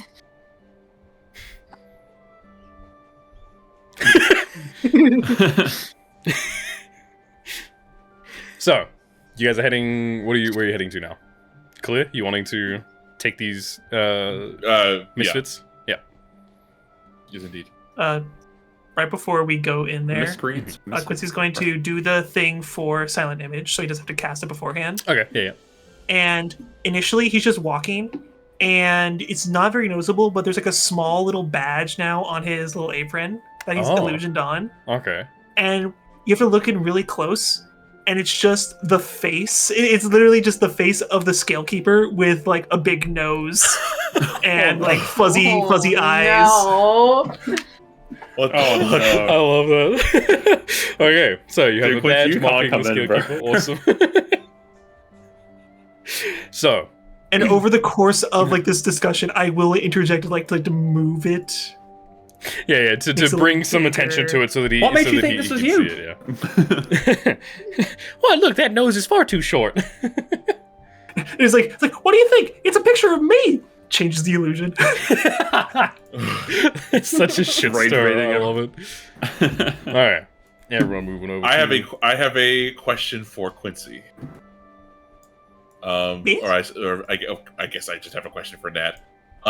Yes? Do we still have because I'm just looking at my character sheet. Do we still have the 8 bonus HP? No. No, What was that from? that was an 8-hour. 8 hours. It was 4 bonus From HP aid. for 8 hours. Unless Five. you did it again. If it's aid, it was Oh. 5. Sorry, 5. Oh, okay. Yeah.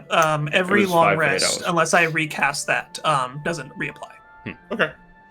Just making sure. As time goes on, I'm going to be giving you guys temp HP. I'm going to be giving you guys HP maximum. So get comfortable with the having to change. Constantly back change and your forth. HP. Of course. Yeah. No, it's a little silly how much HP I give you guys. Yeah, it fucking is. Yeah. It's pretty cool. That's why I'm not too fussed when you guys. When it's like, man, there's no dedicated tank. You're all gonna be fucking tanks, thanks to Quincy. No, I've been in the other group. I just go, my AC is my health pool. That's one way of looking at it. Okay. So, making your way over to the Crown's Guard garrison, where up to the top floor where Angus's office is. Doesn't appear to be any conversation or anything going on. Seems to be rather silent. The door is locked, but as you kind of knock, you can hear Angus kind of, "Yeah, come in." I open the door and go in. Yeah. So is it just Angus and the Scalekeeper in this room? It is just Angus and the Scalekeeper. I will, I guess, hold the door open so that the conga line behind me can come in. Yeah. The heroes of greenness. Yeah, and you hear,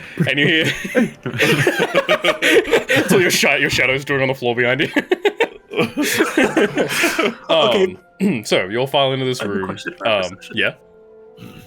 I have a question for after session. Oh, after It's session. not Okay, important okay. at all. After session, damn, okay. You can see Angus is in the middle of there's a half-eaten breakfast on his desk. Small stack of paperwork. Notably, a lot of the paperwork that was in here like a week ago when you guys first came into this place seems to be all mostly cleared up now. The Scalekeeper is sitting, leaning back with his feet up on a separate little like coffee table almost, and is just gazing out at the window. Hasn't even turned to address who's entered the room. He's just sitting there. So you enter. And Angus says, "Oh, Kelyrr, good to see you, lad. Where's Gemina, Sylas, Quincy? Okay. What can I do for you this morning?"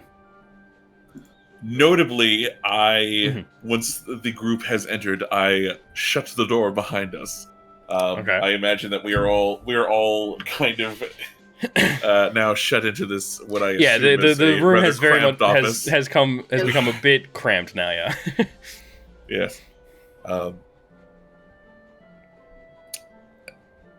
Angus. I wish to speak with you and the Scalekeeper about some of the arrangements that you've had in regards to us and the business involving the dragon.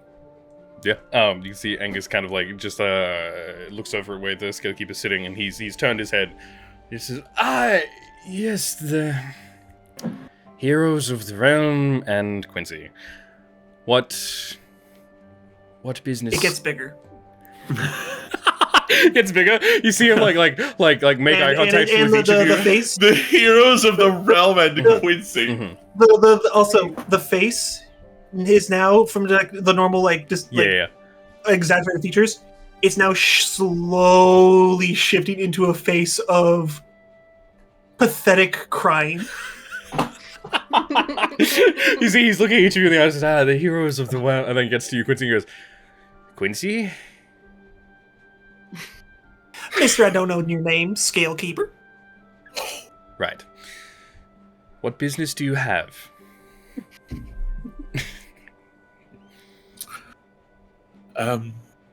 He just looks very pissed off. Still with his feet up on the coffee table, but is still just trying to ask for a favor. Trying to avoid looking at you, Quincy.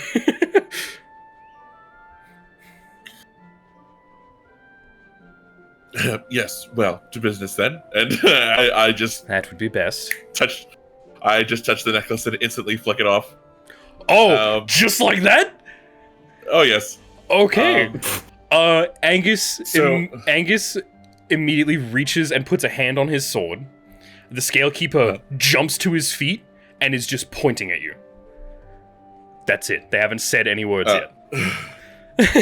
But there is tension immediately in the room, and Angus is looking at the Scalekeeper and looking back to you guys, and then eyes lingering on you, Gemina, like a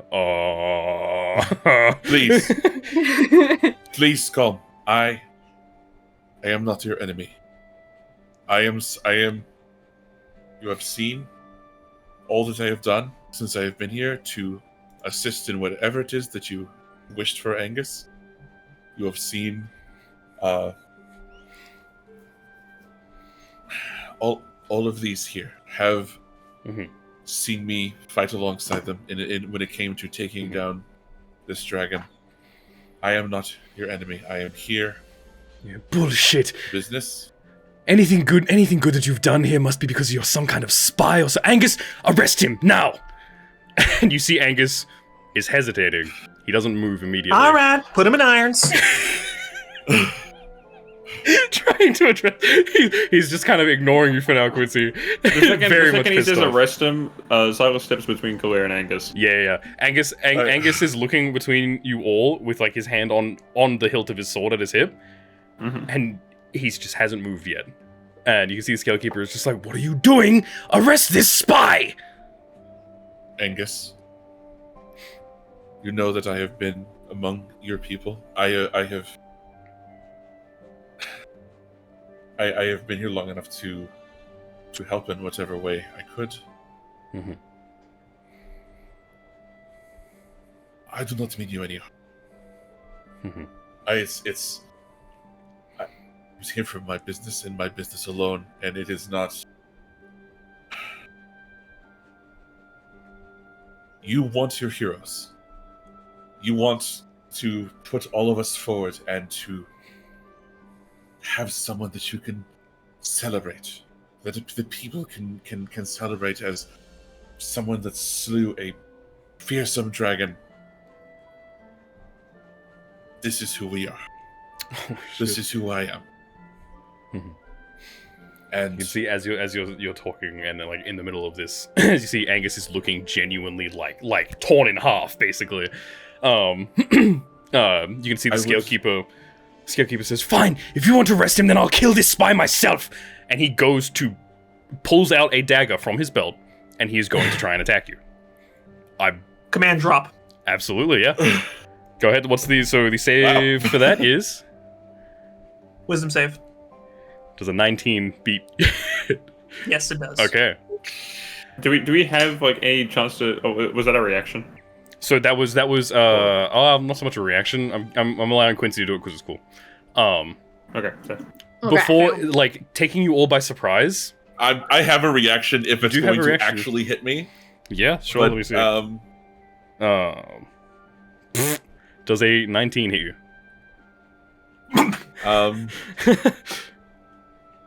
Yeah, fair. Okay, so we'll do this. If I... Oh, look, that would actually hit me. What a shame. Yes,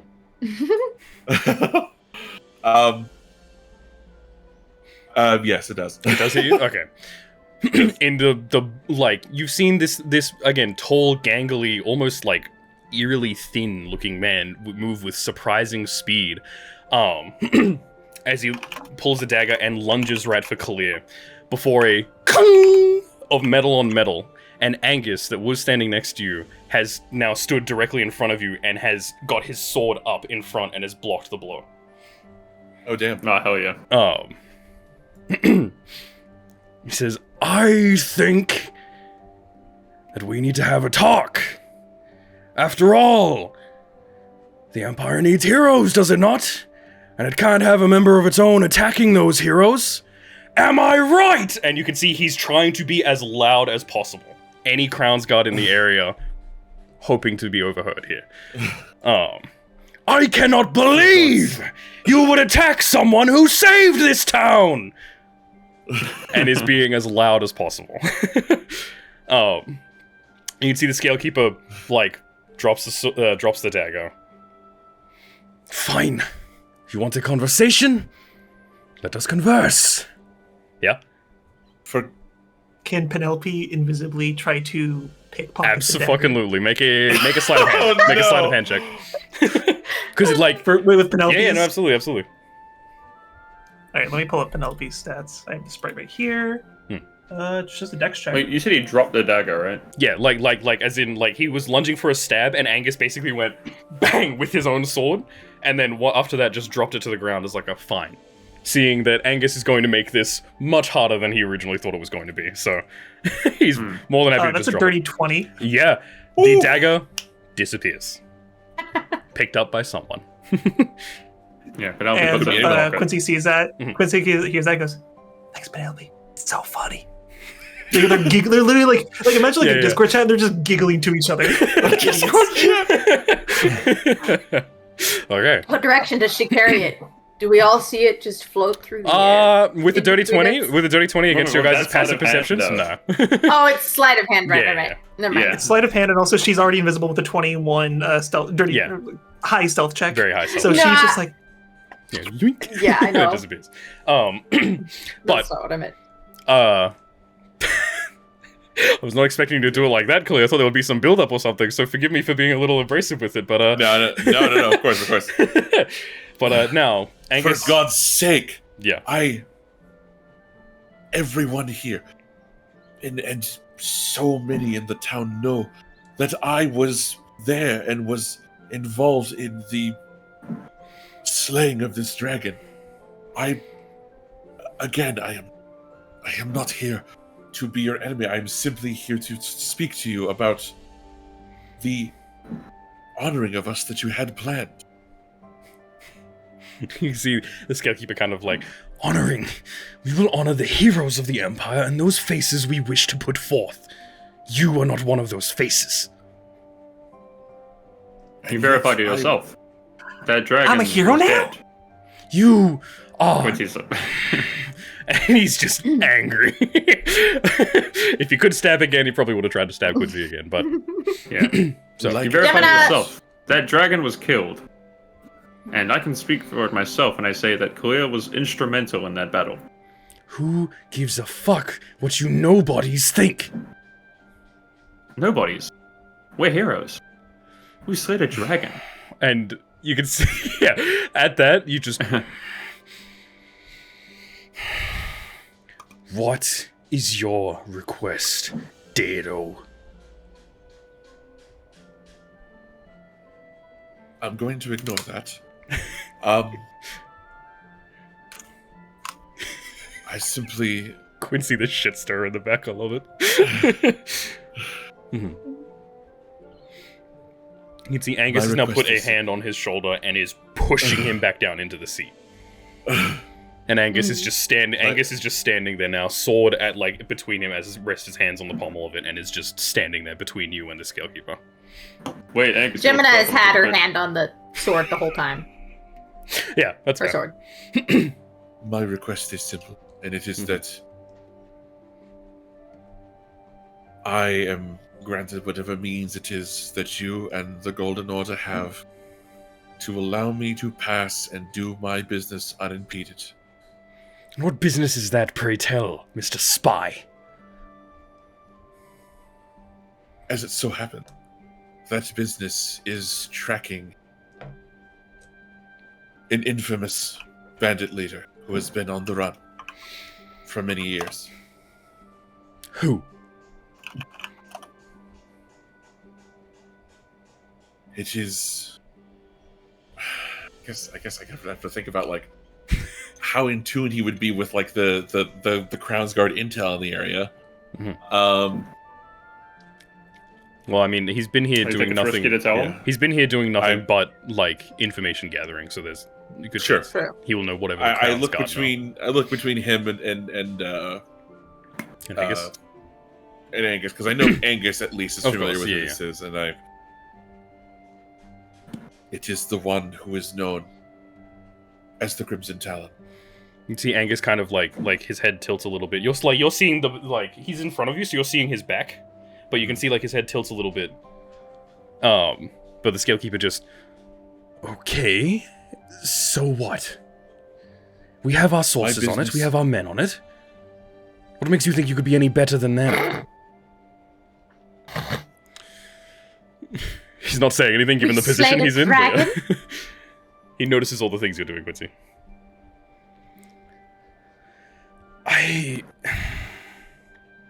What do you want? You want what? Passage? What? You want me to just give you a slip of paper that says, let this drow go to our most protected areas? Anywhere where you would be strung up and hung by your balls? What, you want to just walk free? That would be perfect, actually. Yes. If Yeah, fair enough. if you would be so amenable, sir. This. I You do not see- intend to stir up Hmm. trouble among your people, among your garrisons, or among your guards. Mhm. I simply wish to be allowed to pass, to take care of this business, and in the process, remove a thorn in your side. You can see Angus kind of, like, turning back to you, Kelyrr, and then turning back to the Scalekeeper and says, well, I don't suppose you have much of a say in this anymore anyway. After all, you did send through for 6 of those badges to be made. So, whatever you're trying to think of weaseling out of, I think you've already dug your own grave, so to speak. And most of us here could attest that you attacked a hero of the Empire, a protector of the Gilded Lands. Isn't that, remind me again, what's the punishment for doing that? And you can see kind of through gritted teeth is just like, yeah. Go, Quincy. Oh, yes, you. I know this one. Yes, you, the handsome fella in the back. Is it 10 lashes with the 9 tails? Ooh, I wish it were that easy, Quincy. No, I believe at minimum, darn it. It's a year, isn't it? I believe it's a year of imprisonment. A year? A year for attacking a hero of the realms? By now, you can hear footsteps have like come up from like the hallway outside. They are not entering the room, but you can hear that there are people in the hallway. And so Who would be stupid enough to do that? that's exactly what I'm saying, Quincy. Only someone with a fucking death wish would attack a hero of the realms, especially only a few days out from their ceremony of celebration. Isn't that right? And you can hear him say, of course. Someone would have to be rather stupid to do that. Do forgive the outburst of this individual.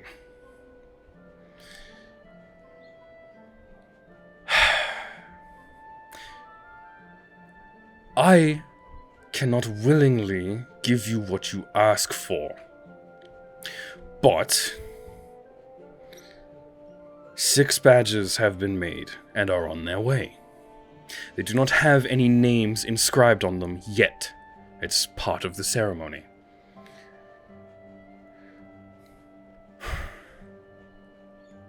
I suppose in trade for not being beaten to a bloody pulp, I simply misplace the descriptive document of these heroes. All that is remembered is their names. Some drow are given this honor. Very few, and they must have very deep pockets or connections. If you intend on using this to go places unimpeded, maybe it's better to keep an eye on you. What do you say, Kelyrr? And he holds out a, very scrawny, long fingers, unkempt fingernails hand for a handshake. I think that we have come to an understanding. Mm-hmm. And you can see Angus has moved back to his desk and is quickly scrolling something on a bit of paper. I appreciate your honor and can I make an insight check? And for allowing me the opportunity see if he actually has any intention of carrying this out. Oh, absolutely. Make an insight check. That's 16. 16? I mean, he's half sat down, had a very rude awakening. Angus just stopped him, and he's very well aware of the fact that there is at least a dozen witnesses to him attacking a hero of the Empire. He recognizes the situation he's in, and for now at least seems to be being genuine. Okay. But while Angus is scribbling this, sorry, what were you saying, Kelyrr? As Angus is quickly writing something on a bit of paper. Oh, just, come to an agreement? Yeah? I appreciate the opportunity to serve you and the realm. Mm-hmm. Okay. Yeah. And you can see Angus kind of but I know better than to just leave it to word of mouth, of course. And you can see hastily scribbled is this I, and then I haven't come up with a name for this guy, so forgive me. His name. Zhon Scalekeeper. Yeah. Approve of the issuing of the ceremonial badges to the 6 heroes of the realm. And he pushes the piece of paper towards the Scalekeeper and just says, "Sign it. Then you'll be allowed to go." And he writes his name. He, like, the Scalekeeper picks up the quill, writes his name, and he says, No. Sign it. Officially. And you can see he reaches into his pocket and pulls out a small stamp. Quincy, the stamp looks very familiar to you. And he stamps the document and then takes the ink from that stamp and pushes it on his ring. And it uses 2 stamps there. One that has the symbol one that you have, Quincy, the symbol of the Empire. And then another one, a unique, different, almost like a house crest, if that, like, makes sense. Right next to it. He says, "Good! Now, it's officially documented that you were the one who approved of this.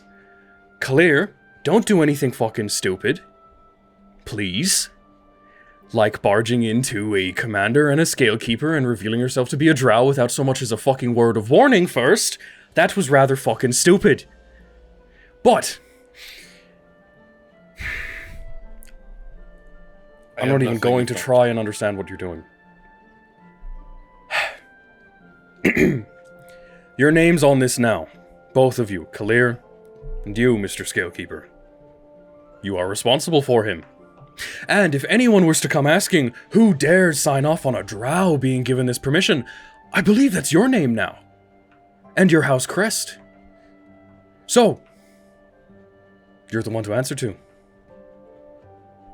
We good? And you can see kind of...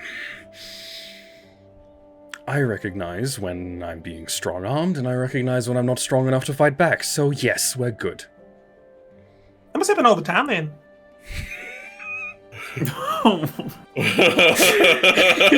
He's kind of... Hate me? Get in line. Must be a long line. Well... It's great. If you would please, I would like to go and get some fresh air. And Angus kind of, sure, of course, we have everything we need of you. Ceremony's in a few days, yes? And you see, yes. See you then. And he will get up and open the door, and he will open the door, and you will see, like, he will open the door, and then you'll hear a, ow, from the other side of the door, as someone has just been hit on the head from people listening in. The door swings open, and you hear, what, Get back to work! The Crown's Guard... Back to your post! The Crown's Guard don't move. They all kind of peer in, and you can see 6 heads are peering into this doorway, and they look at Angus, and he says, unfortunately, you still have to listen to him, I don't. Go. Back to your posts. And he goes, yes, sir, aye, Commander. And then they all start leaving down. Everyone leaves the room. It is now just you guys and Angus in there. With a hastily scrawled, but very official looking stamp and house crest next to it. Yeah. 2 things. Yeah. 1, can Quincy try to get a really good look at that ring? Oh, absolutely. So at the ring, really good. It might be. Okay, roll me a smooth mind. Like perception check. Yeah. Okay. Yeah. Roll me. No. Okay. Perception is good to look at the ring, but the ring is basically it's a regular house crest ring with a little stamp on it that he then stamped the paper. So if you're trying to get the symbol, you'd be better off looking at the paper. In that case, no roll at all. You can just see it. It's there. Okay. Yeah.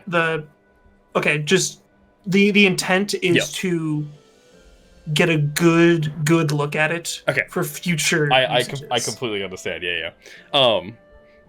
You are able to study it. You know it ins and outs. It's yeah, I will draw one up for you. You don't have to draw one up. It's just the point of. You know what it looks like. Yeah. It's locked in the memory vault. Exactly. Somewhere. Finding it is another thing, but it's locked up there. Exactly. Angus kind of turns to the rest of you after approaching the door, shutting it, locking it, turns to you, Kelyrr, and just...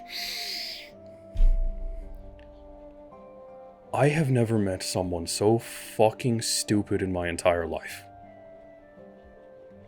Respectfully, you've got balls doing what you just did, but... A word of warning, perhaps? Maybe, if I wasn't quick enough, he could have stabbed you. He could have arrested you. If it wasn't me here, maybe someone else who was a bit more close-minded. Just saying. The rest of it, did you fucking know that he was a drow this whole time? As of half an hour ago, yes. Oh, so this is a new development for everyone, right? Be fucking honest with me, are you actually a spy? Please tell me I did not just piss off one of the most important figures. My boss's boss's boss, basically. Please don't tell me I just pissed him off for an actual goddamn spy. Oh, if he's a spy, I'll kill him right here. Shillelagh. I don't doubt that, but Kelyrr, I stood up for you as a character, as a person. Are you being honest about your intentions? Do you truly just wish to walk these lands unimpeded? I stand up straight and I look Angus directly in the eyes. Okay. And I say, beautiful hazelnut brown. Sorry, go ahead.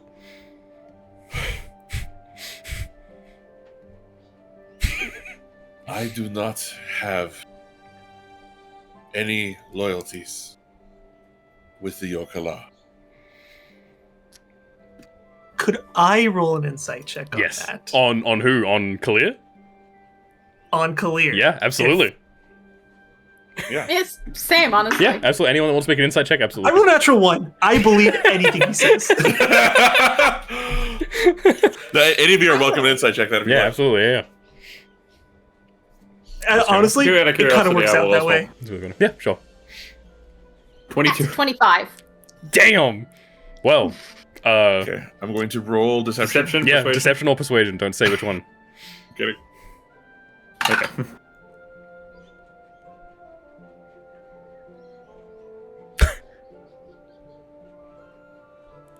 It's a fucking number, mate. I mean, it's a 10. But anyway, I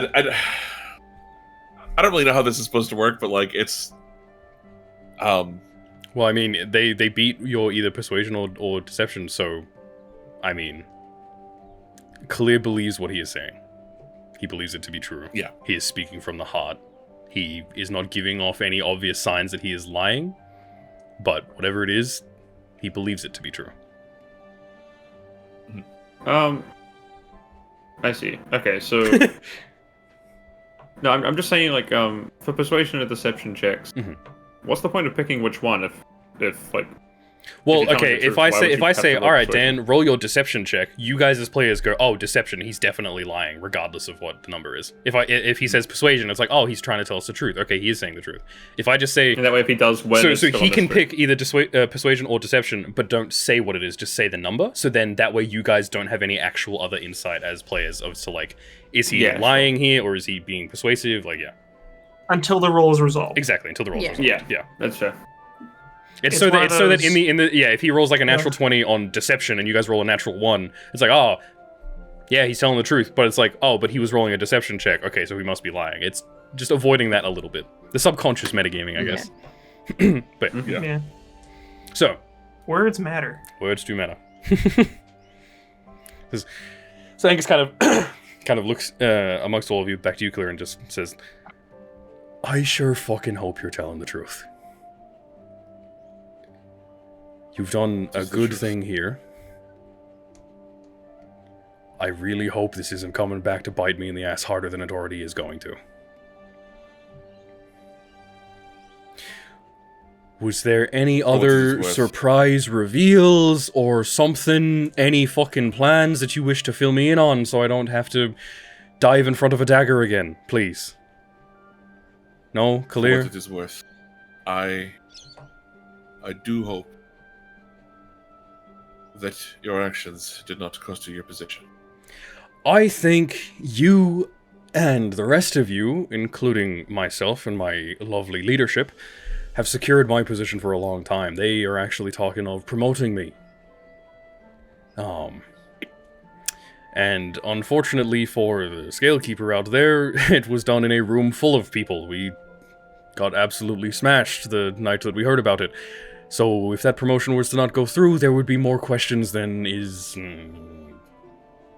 possible to deal with, really. I think we're good. I think whatever fucking gods are overlooking you, Kelyrr, specifically, I think they've got it fucking made for you. This is an astronomical stroke of luck. Or maybe it's fate, I don't fucking know. But It's just simply watching for opportunities as they come. Drow. He's just literally just like taking it and it's like, huh, how did I not notice that? Thank you for everything you've done. Don't try this bullshit again, please. I hope that me jumping in front of that dagger has instilled in you a sense of trust. So, if you ever think about doing some kind of mind-blowing reveals or stupid fucking plans, you maybe fill me in on them. I'll help them go a lot smoother. If you told me about this, maybe the night before, I could have eased it over a little better. Maybe I could have told you it would probably be better to just wait till after the ceremony, and then when the name is inscribed on the badge, you just write your own fucking name. Too late at that point. Kelyrr is whoever you say Kelyrr is. That probably would have been the smarter thing to do. I don't know that those seem like good ideas, but I've... All right, and walking in, saying, good morning! To Kelyrr like a... Yes, and walking in and saying, good morning, by the way, I'm a drow, is an even smarter idea. Fair. Get out. Very Sorry, Charles. Or Angus. Sorry. I meant Angus. No, you're good. I meant Saint. You're fine. Right, All of you, truly. Fuck, Kelyrr, Sylas, actually, while you're fucking here, do you want that information that you were promised or not? Or is that more of a private affair? Better now than ever, I suppose. Well, fuck it, you just revealed you're a drow to him. I imagine there's not many other secrets you're keeping from these people, eh?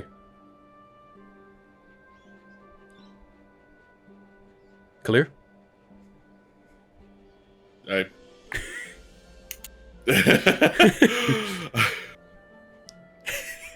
You don't say anything? Sure. Alright. He very, frustratingly rushes back over to his desk. Pulls forth a couple of different bits of paper. Says, remind me again what exactly it was you were after while I'm looking for this. Is he talking to both of us? Yeah, both of you. Remind him again. Yeah, I believe I mentioned the sigil of a dragon bearing 5 heads. Yes, okay. We'll start there then. I hate to say it, Sylas, but there's not much to report. I mean, nothing standout, I suppose. There's a few incidences of village burnings and sacrifices tied to this sigil. Platinum dragon with 5 heads. Tied to it? I mean, the reports say that sigil is inscribed wherever these burnings have taken place. This cult, it appears to be. It seems like your typical run-of-the-mill cult. They prop up every now and again, some in the name of gods, some in the name of demons.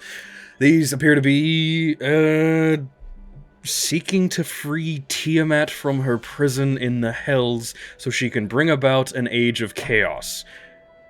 That's specific. Ring any bells? It's written there? Yeah, it's written right here, and yeah, holds up the bit of paper and look, here's a bunch of the reports that I found. I asked the Scalekeeper to, pull some fucking strings, and thankfully that was done before everyone decided to piss him off. To be clear, Angus just said all of this after saying, I don't have much. Because there isn't much. There isn't much in terms of specifics. It seems like a cult. These type of cults pop up every couple of decades. Sorry, yeah, Quincy?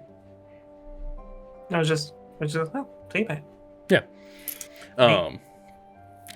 Bunch of different places all across the continent, it seems, maybe over the past 10-15 years. Some in the Kelyrr Wilds, some in the Gilded Lands, a small place called Eldershade seems to be the most notable one.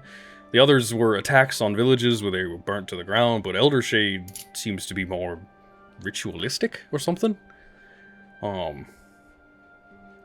But yeah, all across the where is Eldershade? What, sorry? Where is this Eldershade? It's a place in the Kelyrr Wilds, closer to the border, but seems to be some regular backwater fucking town. No one of importance seems to come there, from what I know. Just that Sylas is notably agitated, even though he's trying to stay quiet. Yeah. Yeah. Just kind of, some people or a group, maybe this cult ran through, killed everyone in town, burned the whole place to the ground, left in the... Jeez, what the fuck? And, like, kind of, like, reading it, he says, the body parts of the victims spelled out a message. May chaos take the world. That's a bit fucked. And you're saying there wasn't a lot of information. I didn't... That's what I was told, and looking over this just seems like generic cult stuff. Sacrifices, people being maimed and burned. Cult. Well, that's very culty. Exactly, that's what I'm saying. I don't know shit about cults. But that's message, may chaos take the world, seems to be in a lot of these places. I guess if there's any lead to pull from that, maybe that. Does it seem like scattered operations? You said the group's intention is to free Tiamat from her prison in the Hells so she can bring about an age of chaos. I guess that's what that means by make chaos take the world. Yeah, that's... I mean, they've been unsuccessful, otherwise if... I don't know shit about Tiamat really, other than some evil tyrant dragon queen or something, but... Reports are to be believed they've been unsuccessful in whatever the fuck it is they've been trying to do, and it's been 15 long years. We haven't done much... most recently... Doesn't say, really? Been rather inert for a bit. The earliest goes back 15 years, with the most recent being... someplace in the High Elven civilization. Small town. Wasn't even much of a burning, it was more just a few killings with same message written in blood. Where? It doesn't say here. Why is there... Oh, that's right, you're from that area, aren't you? Peneth Falls, right? That's the one. Rest assured, it's not Peneth Falls. But some unnamed small village. Maybe only a few dozen people manning it. I see. I guess the point is they're spread wide. Very. Doesn't seem like typical scattered behavior, or do you know of them to be in any way organized? Centralized? Fuck if I know. I mean, if they caused a bit more of a ruckus, I'm sure that I would be paid, or some other people would be paid to properly investigate these people, but for now, these are just random reports, and you can see, like, what he's going over, it looks like different copies, like, written by different people. It looks like different reports of, like, of different encounters with these people, different, like, investigative sort of, like, summaries of a crime scene, basically. Yeah. The oldest one there looks like Elder Shade. It's where it all started, it seems. And you say that was the most ritualistic? It was the most brutal by far. An investigation was launched when it happened, but nothing came of it, apparently. Certainly sounds brutal. Fuck, yeah, it does. You said that Elder Shade was near the border between the Kelyrr Wilds and the Gilded Lands. Here, I have a map here. And on which side of the border? The Kelyrr Wilds side. Well, I say close to the border. There is still the Devil's Spine and the Barrier Peaks in the way of it, but my apologies. I had forgotten to look at the map before I started describing where Elder Shade was. You can see in Homebrew it is on the map. It happens to us all. It is. You can see the Barrier Peaks. It goes into the Devil's Spine, and then to the right of the Devil's Spine is Elder Shade Ruins. That is where Elder Shade. Actually, rather than Angus answering that, can Sylas answer that? Absolutely, yeah. He's like looking at the map, kind of like it should be around. It's like looking to see a bunch of different different villages, different things on this map. So it's somewhere around here, I think. It's not far southeast of the Devil's Spine. Oh, you know it. You know where it is. Oh yes, look, I do. There it is. Why do you know where it is? It was my hometown. It was. Oh. Oh. I didn't mean what I said a few minutes ago. Nope, yeah, I said it. I'm sorry. I didn't know you were from Elder Shade. How are you from Elder Shade? Everyone that was there was killed. So more of the specifics. Not everyone. Fair enough. A lot of them. Fair enough. Did I, if I need to, like... Yeah. Roll perception or something, I will, but, like, do I notice Sylas being agitated? Oh, I mean, Sylas said that he's notably being agitated, so yeah, that's like, you guys notice that he's, like, agitated the more and more the He's not doing a good job of hiding. Yeah. When he said that. Sure. So yeah, you notice that Sylas is agitated, definitely. This is your business here, Sylas. More or less. I see. Right.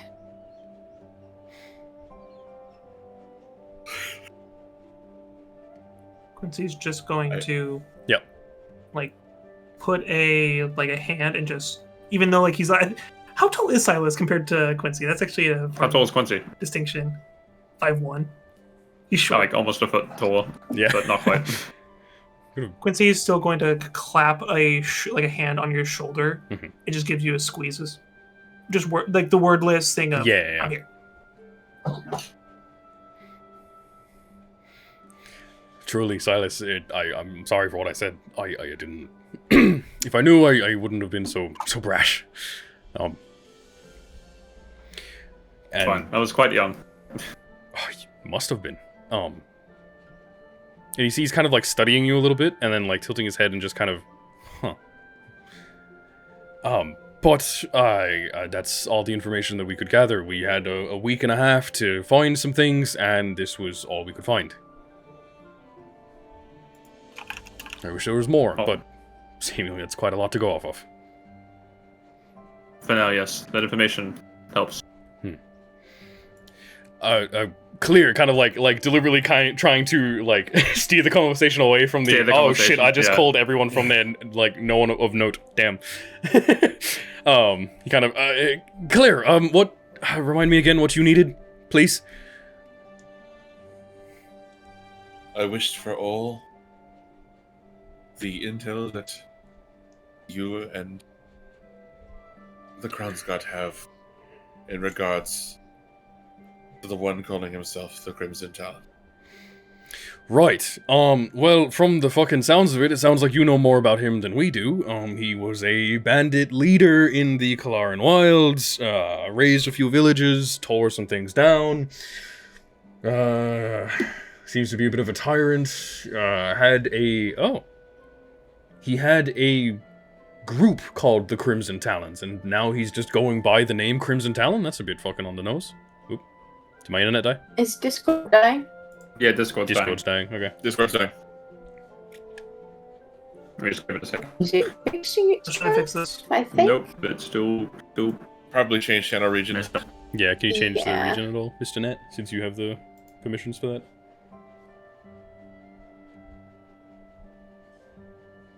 Oh, we're back. Hello. We are back. We are back. Okay, sweet. Hello. Yeah, there I you put go. it. I put it to central. Sweet. Awesome. Thank you. You guys can still hear the music and stuff, yeah? Yes. Yes. Yeah. What was the last thing you guys heard before it started lagging? Oh, You were starting to say something about the Crimson Talon group. Yes, yeah. Yes, he led a group of raiders or bandits called the Crimson Talons. I guess he's adopted that moniker for himself now? Doesn't say any mention of a name here. You don't happen to know his name, do you? Other than what we mockingly call him already. Aside from that, I'm talking to the one that seems to have a very troubled past with him.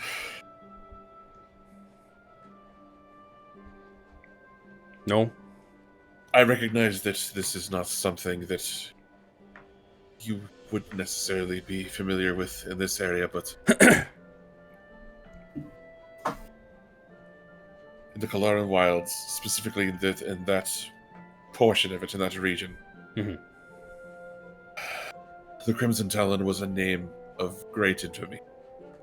It was a name that struck fear into the hearts of many poor villages and travelers in that area. Right. They were very infamous, and I see he is trying to reclaim some of that infamy. Smart. If you've already made a name for yourself, no need to abandon it. But, If you must have a name for your files, his name is Vishtak. Vishtak. Right. Okay. And you can see he, scribbles it down.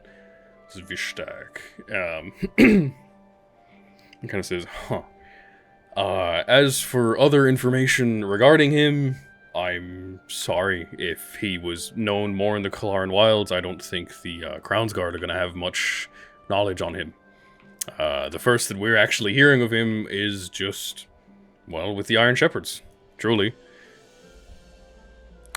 But I know I promise you information, and I will get it for you when we have it. Any new leads or anything, I will make sure that you are made aware of. But, how about... Look, with this upcoming promotion, there comes a little bit more power to my station. The Crowns got here are all getting more gear. I think I told you that the other day. Yes. As such, we're also getting a few more of our number to increase the patrolling forces of the area. We could organize a small team of scouts to further look around. If he's in this area... You guys were up in the Barrier Peaks, yes? Where that cave was with the dragon. Why... You were just there. Okay. If he wasn't in that cave, maybe he is still in the Barrier Peaks, just not there. Right. We could organize a scouting party to further patrol that area and report back. And then let you know if anything comes up. I'm sorry, Kelyrr. I wish there was more for you after everything you've done, but this seems to be it. More likely than not, you would be sending your men to their deaths. Maybe. If they're just scouts, they're not there to do much other than just confirm where he is. Where this camp is set up. They're not going to fight. They're more runners than they are fighters. I know you don't have the best impression of these men, given that you've found more dead than alive the past few weeks you've been here. But trust me, these ones that would be coming are of much better training, much better, sterner stuff.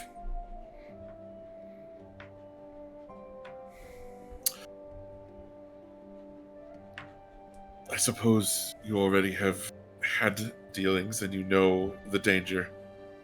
Oh, of course. We are very much interested in these Iron Shepherds and Vishtak and the one calling himself Lorenzo. They have killed more than a dozen of Crown's Guard, confirmed at this point, who knows how many unconfirmed. That raises suspicion. For now, it was just a random hunting group that seemed to be overstepping their welcome. But now they are actively terrorizing people, actively killing Crown's Guard.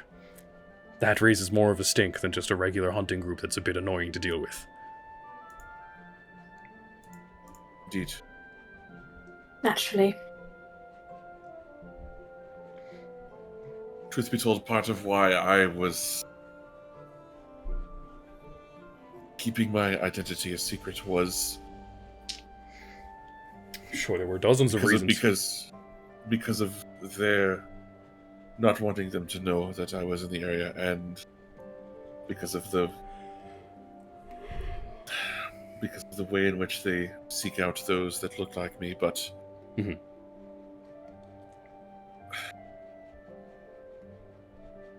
as things currently stand, based on encounters that we have had, I believe that they likely already know of my presence. As does he. Therefore, I did not... Wouldn't surprise me, honestly. Said you let loose, there was that, Barry fellow. Barrymore? Yeah. I mean, if he's made it back to wherever their hideout is, there's a good chance that, yeah, you're all on his shit list, probably. But, I mean, what's a dragonborn when you've already fought a fucking dragon, eh?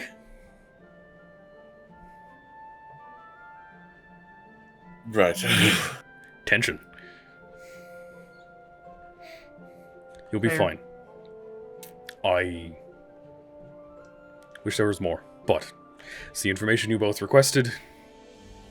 Was there anything else? Gemina, Quincy, hell, take a shot. I'm gonna be heading out to my abode. Of course. And if I come back really quickly, I may be inquiring in prospecting gear Okay. and digging. Lots of digging, possibly. Fair enough. I mean, we can just give you some of that now if you want to leave with it, just in case. Save you the back and forth. Sure. Sure. You know, my mighty fine disc can handle that. It absolutely can. Just head down to Talia. Tell her that I said that you could take some prospecting gear and take whatever you need. We don't really have much use for it here. There would be a few laying around, but whatever's there is yours. Quincy reaches into the bag and just pulls out the Crown's Guard armband. Just show her this. Something? What? Wait, what are you pulling out, sorry? The Crown's Guard armbands from when we Oh, were the armbands. Yeah. adventuring. It's like, sure, yeah, that would work, but I mean, at this point, talk has spread already of Charles is pretty loose-lipped when he's drunk. And he was, Yeah, I've been warning him about that. Learned a lot of things about him. Oh, we should talk later. I need to hear the dirt on him. But, anyways... Have you ever seen me drunk? I don't think so. Huh. Nope. He's like, but talk is already starting to spread of the people that killed a dragon that was threatening these areas, so, you know, I wouldn't be surprised if she just regards you a little differently. Fair. Alright. Well, anything else I could help you all with on this lovely morning? My breakfast has been ruined, but it was good to see that little dick put in his place. In all seriousness, Angus, thank you for having our backs. And I'd like to extend I assume everyone here, the same meaning of, thank you for having our backs, we have yours. Oh, I fucking hope so. You kidding me? I've got dragon killers behind me now. Ooh, I commanded a squadron that killed a dragon. Fuck. That's good. That's got a ring to it. Thank you. It was truly a shot in the dark, and I'm sorry. And kind of looks at you, Gemina, and says, I'm sorry that it played out that way. But... This little dragon just like looks. He's still on the back of the You know what? He's gonna make a perception check. Yeah, it's a 4 on the dice. He doesn't notice. That would have been so funny looking at Gemina like, I'm sorry that it played... What the fuck? But no, he doesn't notice. It just nods quietly in acknowledgement. Yeah, exactly. Well, unless there's anything else, please get the fuck out. Yes, sir. Okay, you will leave? Yep. Yeah. Okay, fair enough. Scurry on out. Yep. As they're heading out, Quincy's just gonna a new dagger appears in Quincy's belt. Yep, absolutely. You can mark it down on your inventory. It's just a regular dagger. It's just a regular dagger. That's perfectly fine. I am going to be very particular with this dagger. Oh, one more thing before you go. Sylas, there was one thing recovered from this that I completely forgot to mention. And he pulls up a quick, he says, this was a sketch done up of one of the weapons that were supposedly found 15 years ago or so in Eldershade. And he shows you this little sketch. Real quick, who has the dagger that was thrown at Kelyrr? When you guys investigated the... Oh, I do. You do, absolutely. So Yes. So as he pulls you back in... It is. I wrote it down as... That's fine, I just wanted to know that one of you still had it. I wasn't sure. I wrote down ceremonial shank. Yeah, pretty much a ceremonial shank. The sketch looks eerily similar to that. Interesting. It looks... it looks like a wicked, almost S-shaped blade covered in layers of rust and dried blood. The only thing that isn't dirty is the actual pommel of it. It looks like only the blade itself is this, like, corroded bit of metal, but even so, it still looks deadly. And as you kind of like, do you pull it out in front of Angus, or are you? I'll kind of pull it out and kind of. Yeah, he kind of like narrow my eyes and compare it to the drawing. Yeah. He goes, where the fuck did you get that? Do you remember the Lion Shepherd who was posing as a Crown Scout? Yes, we tried to find him, but have had no luck since. He must have skipped town after you guys chased him off. Did he fucking have that? Huh. He did indeed. Oh, fuck. Right, and you can see he immediately like goes back to his desk and begins furiously writing a bunch of things. Yeah, that's about it. He's kind of now absorbed in like just writing. I had completely forgotten to reveal that to you. Sorry. That a sketch of a similar looking dagger showed up. But the rest of you leave. No more information, I promise, from Angus. I promise. Oh my. It was me looking at my different notes. I had written at the end of this thing here, it was just like, at the end of it in all caps is don't forget the dagger. And I'm like, the dagger? What fucking dagger is that? And I was like, oh! So, where are you guys headed to now? What are you guys up to with the rest of your day? Quincy? For the sake of pacing, I'd say we should probably go to Quincy's cave. Oh yeah, absolutely. Yeah, definitely. So she just goes, Franz, I have an idea on how to get in my cave. I'm going to grab some prospecting equipment. You grab the horses. We'll be right back. Bada boom, bada boom. Yeah. Hi, I like some prospecting equipment. I'm Quincy. Hey, I'm Quincy. Hi, I'm Talia. Yeah, I'm doing my Quincy dance. Yeah, good Quincy dance. I'm doing my Talia dance. I like to clear Gemini. Like, did either of you catch what he said? Something about Quincy comes walking back with his Tetris floating disc. With couple of pickaxes. Like yeah. There's not much in the way of this isn't like a mining town, but there's still enough for like basic, removal of rubble and stuff like that. Bubbles. Oh, right. It's a new day. Reaches into bag. Oh yeah. Go ahead. Roll a d20. 5. 5. Have you already gotten this one? That was the weatherproof tent. I was gonna say that was the weatherproof tent. So roll again. Sorry, fell off my desk. No, you're good. 15. 15. You pull out a slightly itchy but still comfy blanket. It feels like as if you've just pulled it out from under you when you've been sleeping. That kind of warmth and that like comfort. It's a little itchy on your skin, and it appears to be vibrating. And as you kind of like listen to it, you can faintly hear.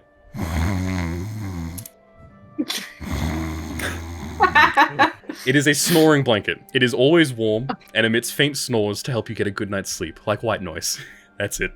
It's just a funny item, that's it. It's big enough to fit 2 people underneath, but it is always very warm and it is always constantly snoring. Quincy pulls it out and just goes... Yeah. Disappears back into the bag, okay? Let me just put that into the... Where is it? Magic I'm gonna be that guy who's like, I need to know how far away this snoring can be heard for the sake. You have to be right, like you have to be like on it or like under it to be heard. Within 5 feet. Because it's like, okay, because imagine using dancing lights to create a humanoid image, and then you put the blanket up next to it, and it sounds like a guy, like a man of pure light snoring. Jesus. No, within 5 feet, yeah. It was very faint. It's not obnoxious snoring. It's more meant to be like a gentle vibration or a gentle, white noise.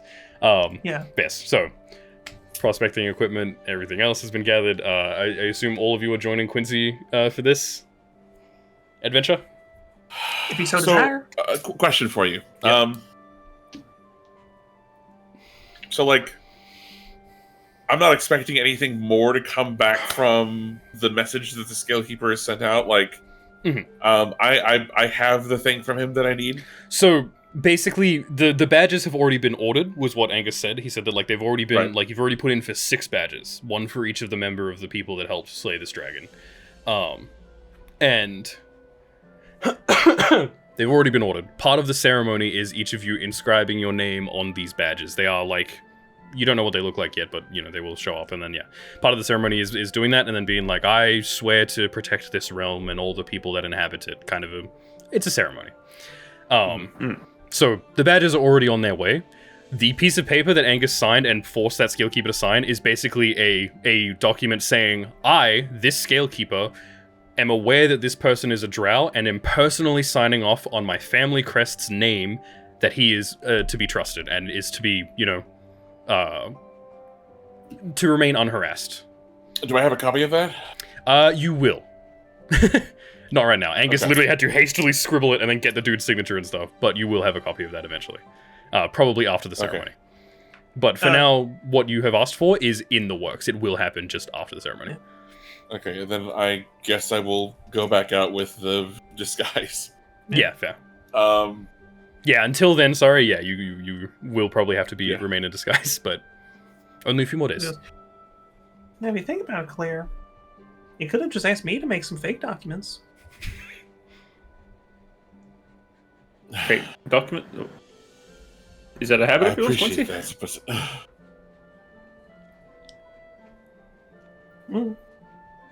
that, I don't know, I haven't tried. Just got this feeling that I can now take documents and make them whatever I want. Quincy's set up to be the master forger here. He's got the Crown's Guard stamp, he's got the fucking Scalekeeper's ring, family crest. Look, if I was an illusionist, I would be a absolutely. menace. Yeah, you'd be a fucking menace. Because the fact of the matter is, like, with illusionists, you can make your illusions real for a sort of... Illusionist wizards are insane now. Like, Oh, that'd be great. But anyway, sorry. Sorry, were you guys still talking? Actually, what time of day would it be? I appreciate it. It'd be about... I'm good. Just before noon. This didn't take very long at all. Like, it was mid-morning when Gemini woke up. We'll say like an hour or two of discussing things, eating breakfast, putting this poor Scalekeeper, who I totally intended to be kind of cool and menacing, and has now turned into an absolute wimp.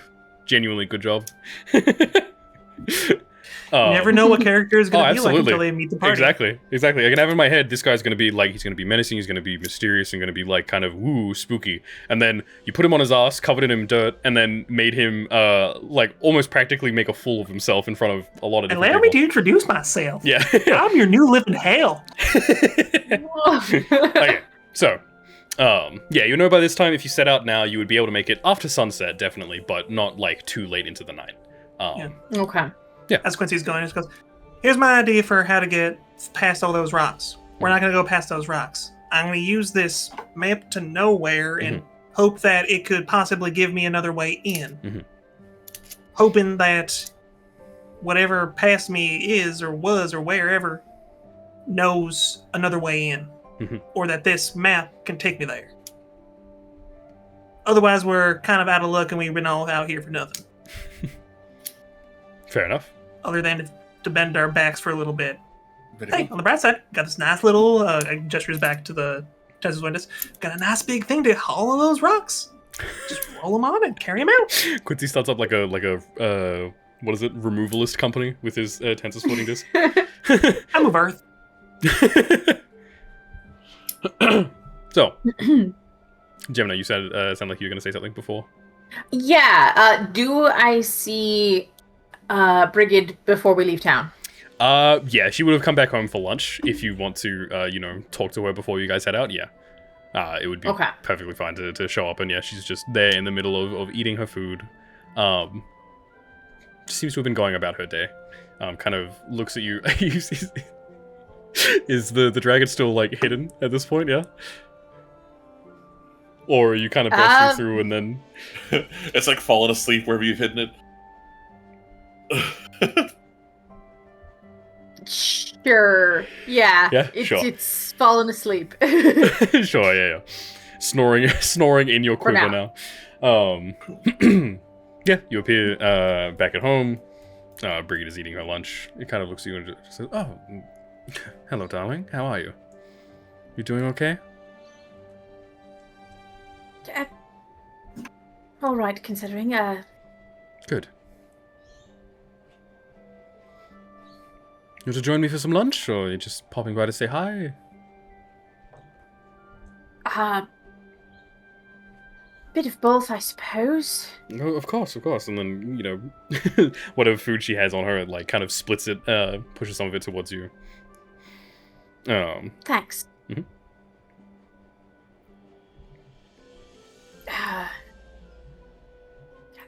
I'm about to head out to Quincy's cave. He's wanting some help, and Right. honestly, I'm kind of just wanting to keep an eye on him at this point. I don't blame Maybe you. find out some more information. Fair. All right. Well, I mean, that's what. Should be back in a day or two. I expect so. Of course. Well, that's perfectly fine. Thank you for letting me know. I was probably going to be worried if you suddenly disappeared after recent events. Yes. We should talk more soon. I Of had course. a lot of strange dreams last night, and I Oh, really? woke up to a new small friend. Another, what, squirrel or something that climbed in through your window, or? Not quite. Right. And I reach behind me and Yeah. You show, and you show her. see, like in the middle of, like, taking, like a mouthful of the food, and she just, and drops the spoon in her bowl, like, into her bowl, and just... That's a little more than a new friend. What the fuck? Oh, gods above. What is that a dragon? Yes. Where the did you take an egg? Is this... Gemina, we know how you got Rascal. Is this a repeat of that? I don't think so.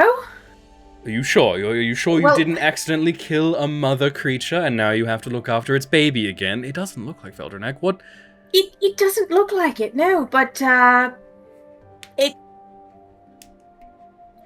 remember seeing the cluster of gemstones that I brought home? Yes, I thought it was just another pretty rock that you had found. I mean, you collect gems all the time. I didn't think anything of it. It came from that? Yes. Okay. Right. Is it friendly? I mean, he's snoozing rather adorably, actually. Any trouble so far? Plenty, but very Right. friendly towards me. That's good. Very attached, actually. Well, did it hatch in your room overnight? Woke up to him biting my nose, yes. Oh, okay. Playfully. Playfully, right, good. That was going to be my next question. You know, I think it's good that you're leaving for a few days. I can talk to some people and see what was in your dream? You said you had a dream about this. What was it? Just a nightmare or a vision? Well, it started out as just a nightmare of Right. Fel'Drunaxx, yes. Makes sense. I'm sorry. Naturally. And then there was this woman, but part of her was very ethereal, but the other part was Right. very, like half was very much Right. just a woman, humanoid. Okay. And what then happened?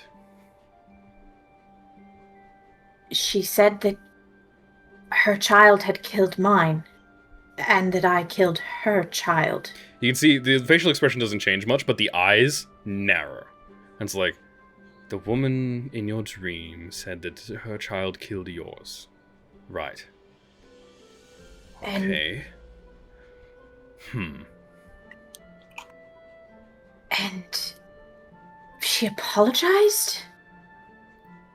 That doesn't sound right. Well, like, seemed actually empathetic. Right. And Did you get more of a look at this woman? Just half-formed, half-ethereal? there were lots of colors. What colors?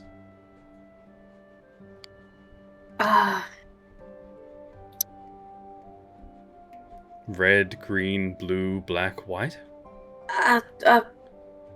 All kinds of colors, yes. Right. And you see she sits up and goes, How Okay. When I woke up, Mhm. As I did, it was right after she said, I think it was, let me ease that pain? And she was pointing right at me. Okay. Brigid doesn't scare Does easy. that mean something? It might. It could. Maybe. Maybe the Tyrant Dragon Queen has given you one of her children to replace the one that was lost. I don't know. I think a trip away from town will be good for you. Fresh air. I need to talk to Zhon about some things. Good gods. Okay. And you can see she like picks up a shaky hand and like takes another spoonful and just kind of, and just seems to be like shell shocked almost just thinking about it. You can make an insight check if you want, but Sure. Yeah.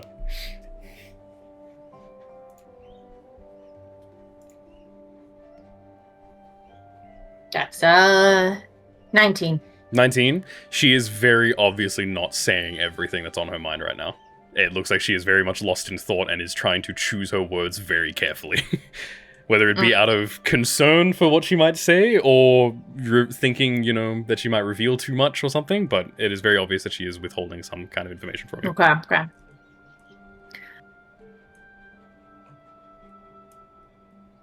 Do you think it's safe for me to leave town with him? I think you might be the safest person in all of Elloxus, honestly, if that is what I think it is. Yes, you should be fine. All right. Just keep a close eye on it, and if it starts misbehaving or looking a little ravenous, make sure you keep him fed, of course. Just... If it turns out to be attacking you, or looking like it's going to attack any of your friends, you should kill it. Don't hesitate. You should kill it immediately. I trust you in your judgment of animals, and if this thing has been truly friendly to you, then I imagine it has been friendly to you, but the second that changes, do not hesitate. Okay? Okay. Good. I need wine. She stands up, goes over to the shelf where the wine is, takes a big cup, chugs a few things of wine, says, I need to visit Charles, this is not enough. And she is going to leave the place and start walking down Quincy looks at the dent in his fingernail and really shillily. No. and begins to walk back On down. that note, Don't worry. I grab some more chocolate from my stash Absolutely. and head out. Easy enough. Okay. Turns out Rejoining the rest. dragons deathly allergic to chocolate. Just being nearby. Okay, so That'd be so funny. everyone is setting out. Hilarious. I will ask just for the sake of it. Yeah. Would the scabbard be ready at Bertha's before I leave, or? Probably not, unfortunately. Okay, that's fine. I'll get it later. That's fine. Just because, it was a custom job and everything, but... So, the rest of you setting out, we won't make any rolls or anything, leaving just after lunchtime, getting there well into the night, enough horses. I hate to ask, but would you, before we get into the adventure at Quincy's cave, would you mind if we take like a 5-minute break? Yeah, of course. I need to grab something. Yeah, all good. Easy. Take a quick 5-minute break. Thank you. Everyone go get your I'll stuff. get some tea. Cool. I'm gonna go right to the bathroom. Eat stuff, yeah. So, the ride towards Quincy's cave, rather uneventful. It's a peaceful journey, from the middle of the day leading into the afternoon. You arrive well after sunset. It has gotten pretty much full-blown darkness at this point. But Quincy leading the way, no rolls or anything needed. You find the entrance to your cave, and you are all greeted with the familiar sight of, the last time you were here. If I remember correctly, walking in, there was the dancing lights across the top to make it a kind of a nice, dimly lit little area. There's the empty bulbs that he sends the dancing lights into. Yeah, empty jars, empty mason jars, empty things like that to send the dancing lights into that then create a small, array of colors through the different colors of Was the it glass. like the Dumbledore light thing? Is what you said? Like the. A little, actually, yeah. The Deluminator, yeah. Yeah.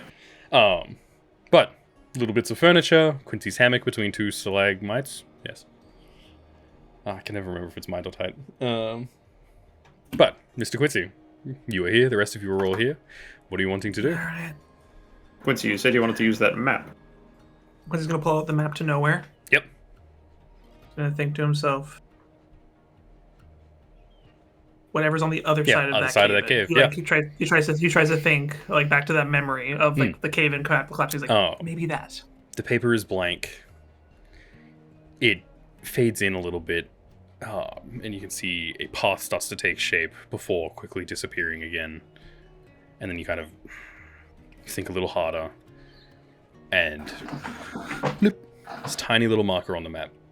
And from where you are standing, it shows a roundabout way, but there does seem to be another entrance into the other side of the cave.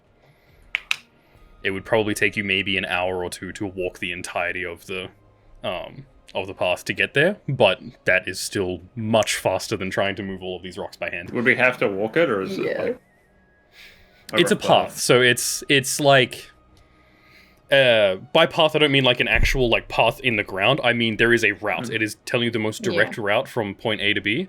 That's what this map does. The most direct route. So it is telling you to basically go back out of the cave. Yeah, exactly. To go back out of the cave and then essentially climb up a little bit more of the hills, go down a little bit more through a bit of a squeeze through some areas that might be a bit tight, but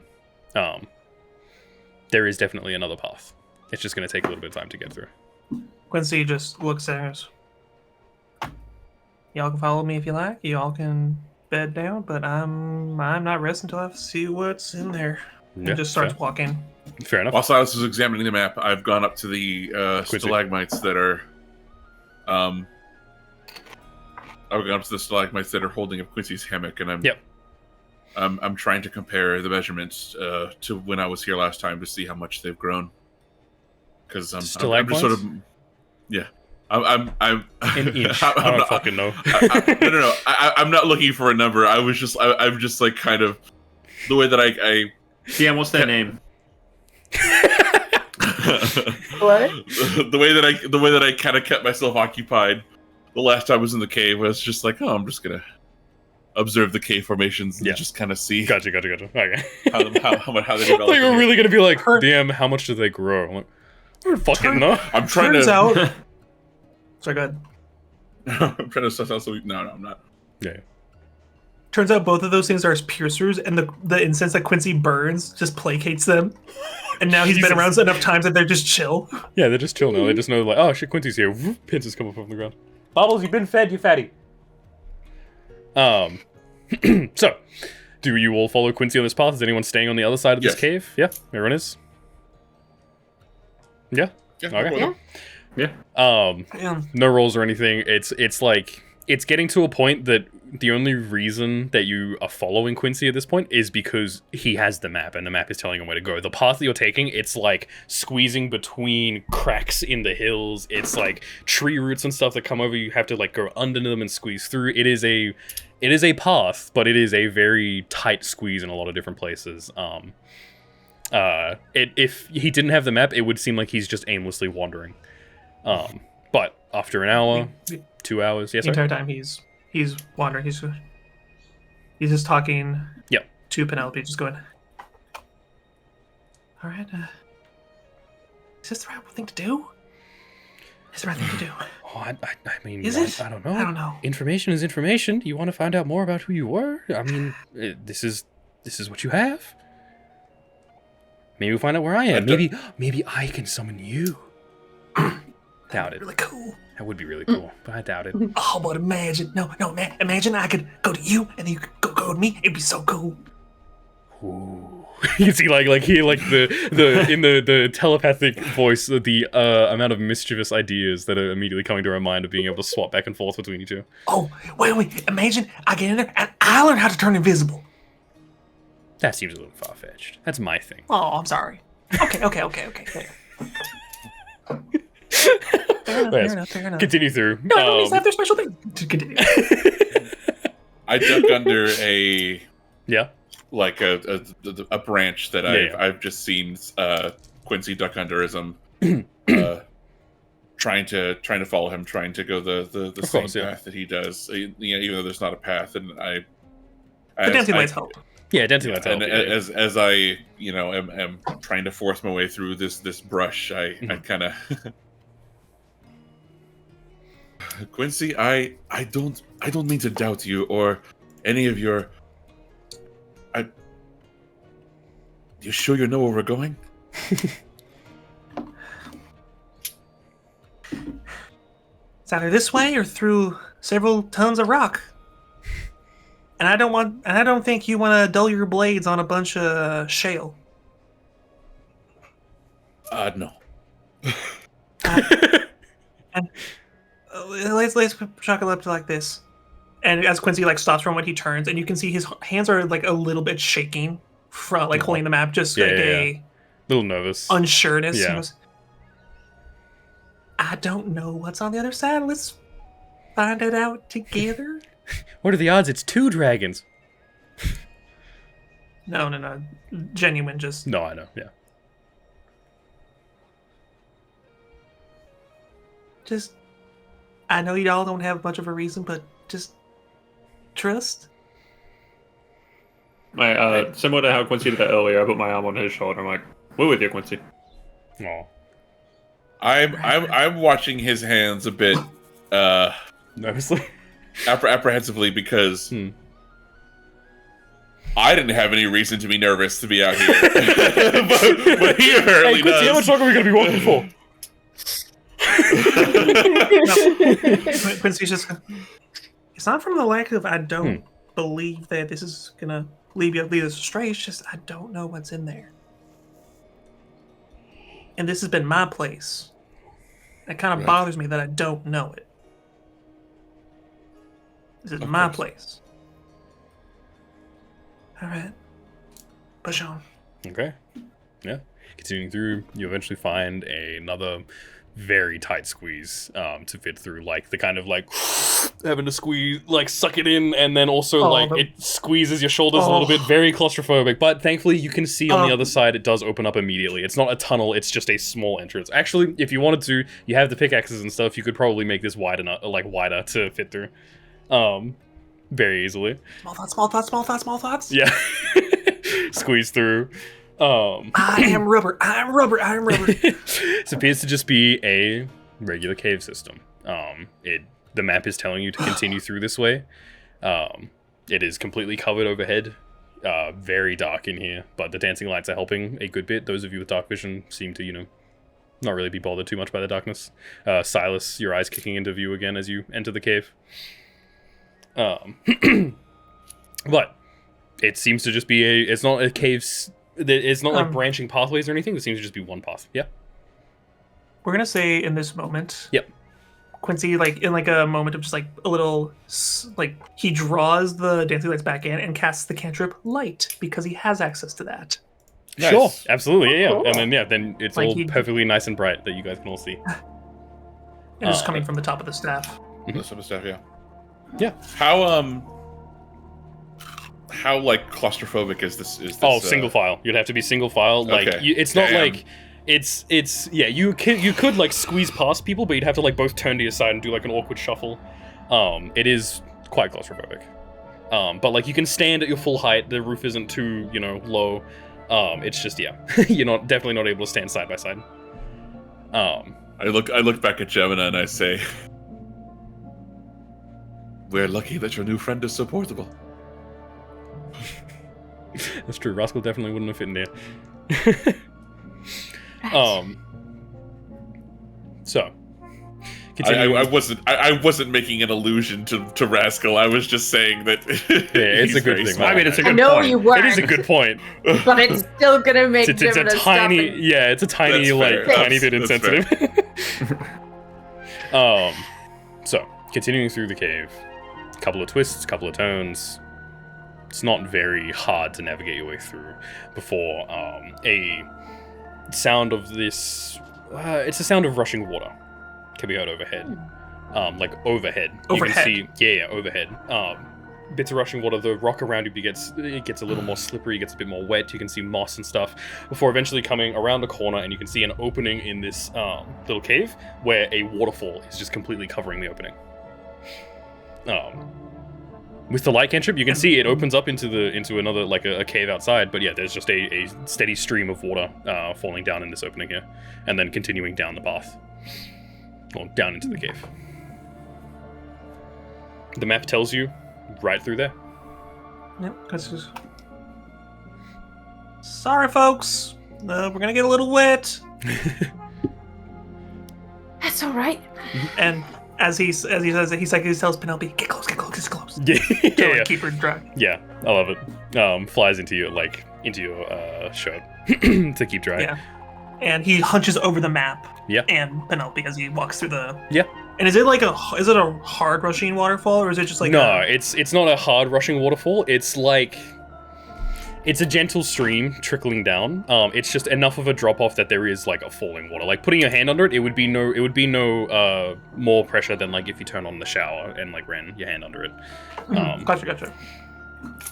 So pushing through, you kind of under the water, open your eyes, letting it adjust, sending the light a little bit further into the room.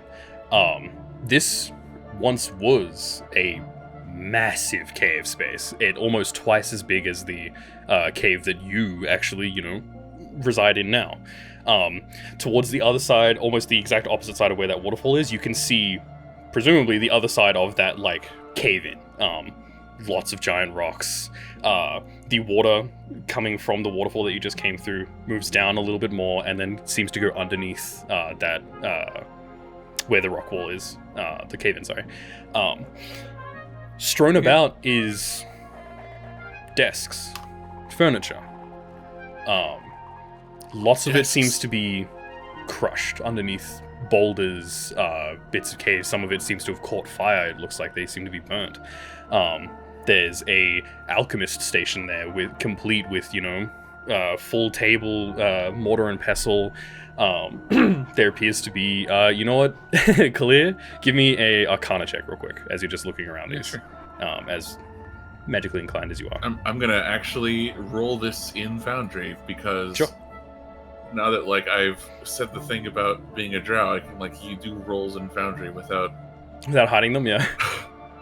Nice. Arcana check. Boom. Nice. Damn. Still, that's 12.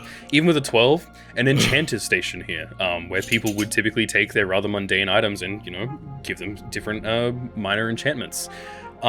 This is the stuff that you can make out from the rubble. Pretty much everything in here, aside from maybe a small chest and what appears to be a, 4-poster bed, it's all been crushed.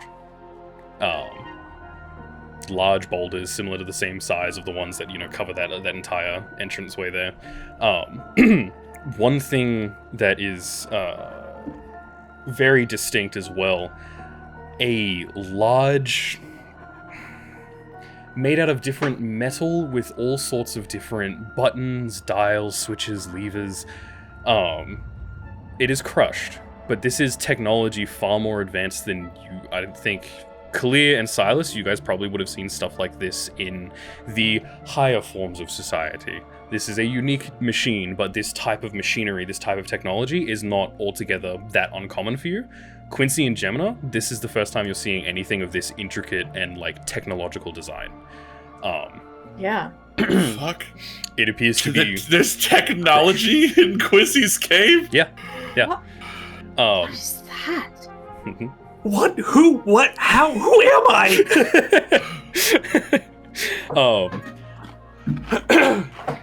Aside from that, that's pretty much it. Where there would be normal lots of space and empty space where this furniture was, where these, the enchanting table, alchemist station, this piece of technology, where this all was, it is all mostly covered in rubble and very much broken.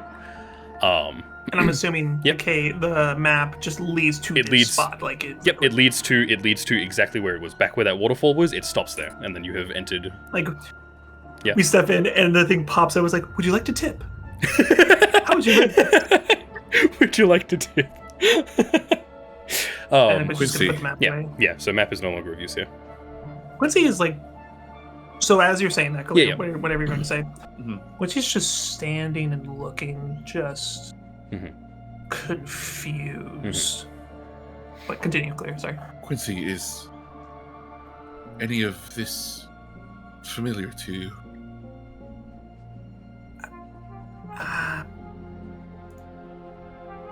Is it? Nope. Not even a smooth mind check for this.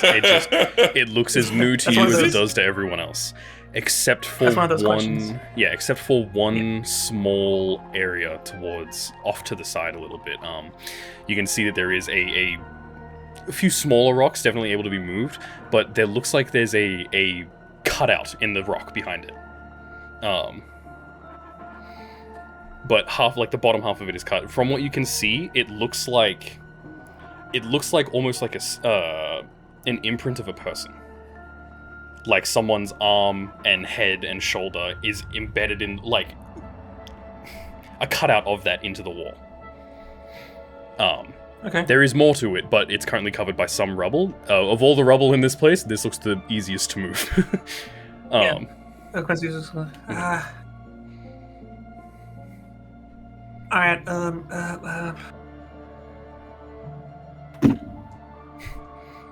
I'm gonna take a look at that, Mhm. pointing to the spot. Yeah.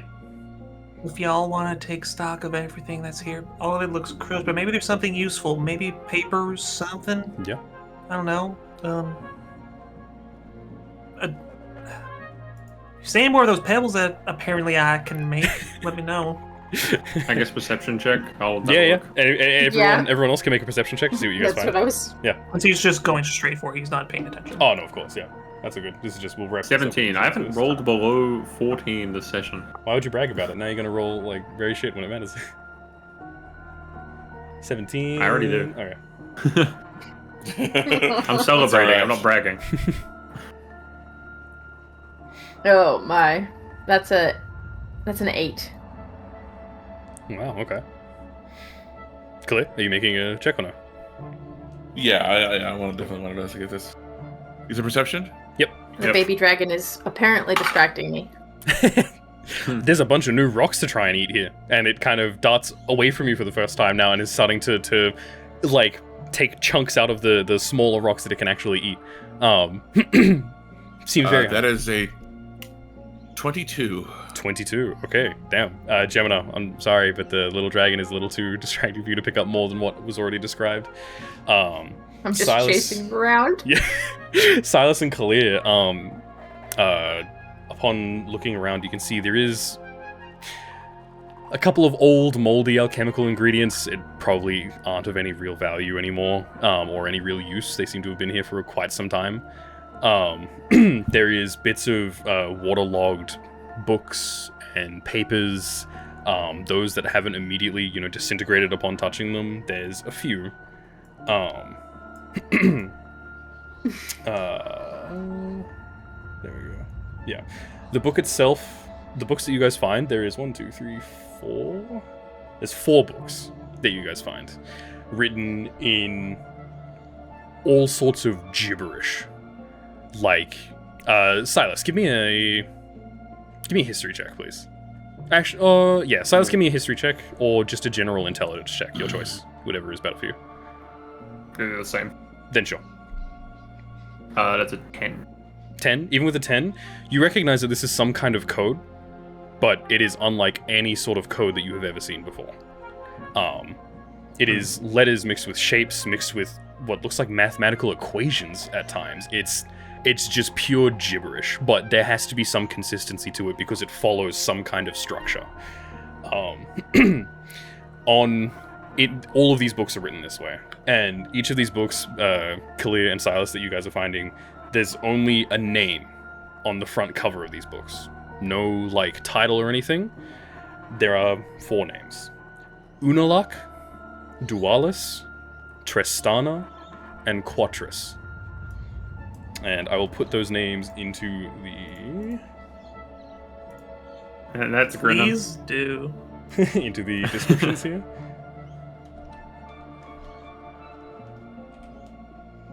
There. I don't know why it's done Quincy that. got his but own sure. name wrong. It was Quattrus. Old Quaddy. No, Why are they formatted like that? I don't know. Discord's just been weird. Hold on, let me. The markdown thing is being weirdos. It is. Oh, shit. You said these were on books? Yep, these are all books that, as far as you can tell, are written. They are written in some kind of language, and through Sylas's like check, he can recognize. Oh, this is clearly some kind of code. It follows a structure. It's not a madman scribbles or anything like that. There you go. I fixed the format. Yay. But the only thing written In the code, is there any kind of like key, like a letter equals this or nothing like that? Nothing like that. I mean, even just looking at the complexity of this, it would take you a long time to even start decoding it just from what you have there. Yeah. But 4 books with those names on them. Quincy, as you walk over to the cutout in the rock, you can see that there is some more rubble blocking it. Just move it aside. Yeah, easy enough. Takes you a few minutes to do. It is a perfect, if someone was imprinted into a wall and then dragged back into the wall, it looks like a perfect cutout. The rest of you all see this too. Just anyone that wants to investigate with Quincy or just look at him and notice it. This hole was made for you, Quincy. Bugs Brother, I'm Bunny not ran doing through the I'm not doing the Enigma of Amigara fault right now. Bugs Bunny ran through this wall. I'm glad you got the reference. I'll investigate. It's the my wall. hole. Yeah, sure, easy enough. Yeah. I mean, Is investigation? yeah, sure. Go ahead. Also, I was gonna say, Yep. Quincy in the travels has taken the talisman back and put it on Holy. himself. Fair enough. Okay. With the Wait, 20. why is it +4 +2? Because it's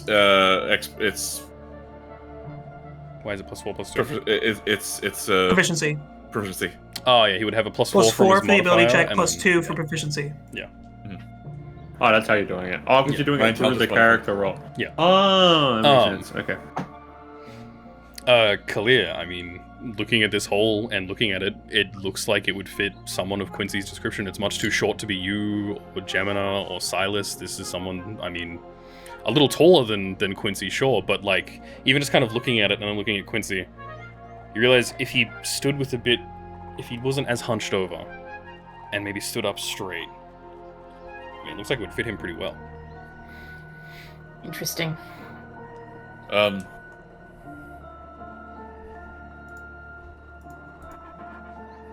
But Quincy, do you want to maybe try to stretch yourself to fit this shape? Oh, not you two. Penelope's always on me about it. What? Stand up straight! Yeah, exactly. Little Quincy, a little fucking Penelope being the like mom, yeah. Oh. Right, I see what you mean. Alright, let me... Alright, you can audibly hear cracking. Yeah, He cracking of stands the up back. straight. It is a struggle, but as you kind of lean back, it's very claustrophobic because it contorts perfectly to the sides of your face. Your fingers spread Oh. out perfectly fit in. You're getting hugged by stone. I need you to make a wisdom saving throw for me, please, as you... Yeah, no, this would be terrifying. This is the That's Jim 20. Gito thing. That's a what, sir? Oh, That's a natural 20. Wow, okay, yeah. Whoa. For That a actually- total, wisdom save, you Yeah, said? wisdom save, yeah. +2, so 22. That actually fits really well. As you kind of feel back... Yeah, it does fit really well. and I lean fit back really into well, this, yes.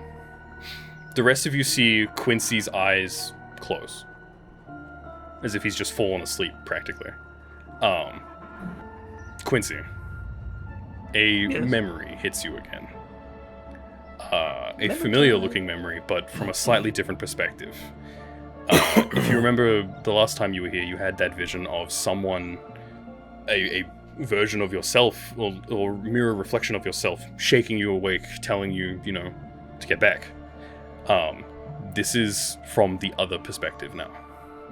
You are standing in the same cave, the room lit, the bookshelves, the furniture, even the device, unharmed. As you stand against this room, you can see, waiting with his back turned to you, is that same tall, dark-skinned, white hair pulled down into a low ponytail individual from your other vision. And he just simply says, "Make peace with what you have. I grow impatient of your business. You have a few minutes, and that is all." And you, in this vision, kind of say, regard him and just say, "Yeah, I know, big man. Alright, you forced me into it. Give me a few fucking minutes." Before you throw up some kind of veil, you click something on your ring, and a cloud-like, colorful spectrum of whites, blues, reds, almost like a dome completely around you.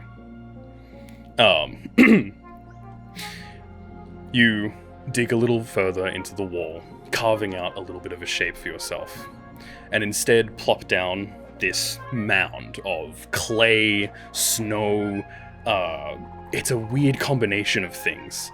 But as you finish this casting, you make this clump of clay take shape, and it takes shape of you.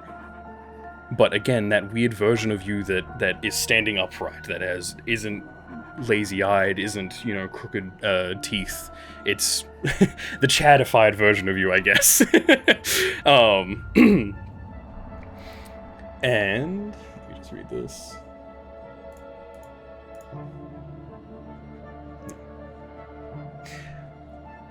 You recognize this as yourself. You talk to it and you say, "Look, you are going to live a glorious purpose, okay? People already know my name, but this will make us go down in history as the God Deceiver, if this works.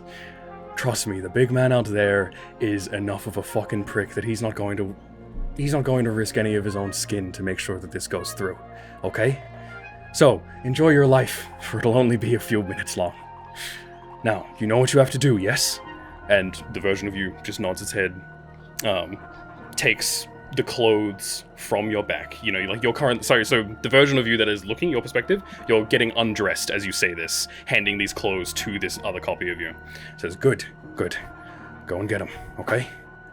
Now remember, glorious purpose. Alright.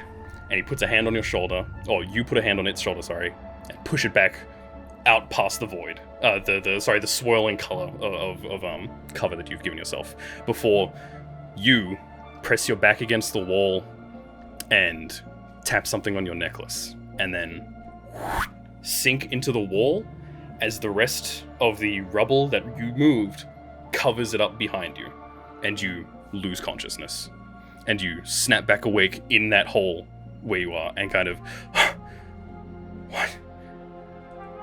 And that's all you saw. You're muted. You're muted. That's me now. Get me out of here. Get me out of this. Get me out of this. Get me out of this.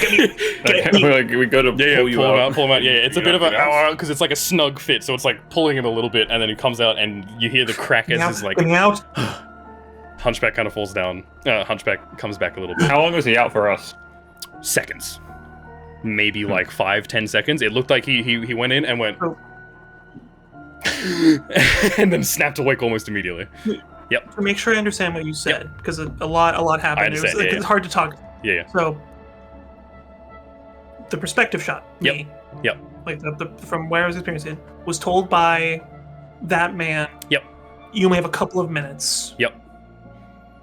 I throw up a veil so he doesn't see what I'm doing. Yep. I make the version that I am now. Yep.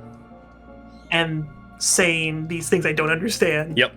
Before him out and me going into that the wall. My perspective started going into the wall, and then okay. Yep. And then covering it up behind you. Yeah. Yeah. And so it comes out. Comes out, yep. And the first thing, Quincy wheels around and sends dancing lights into that hall, that hole. It's only maybe 5 feet deep. Doesn't appear to be any further than that.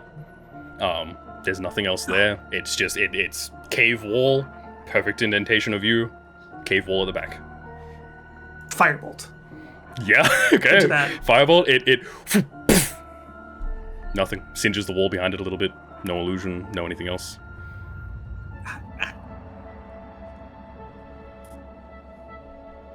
Ow. Yo. I have only more questions. I'm sorry. Quincy, what has happened? All right. What did you find out? To sum it up,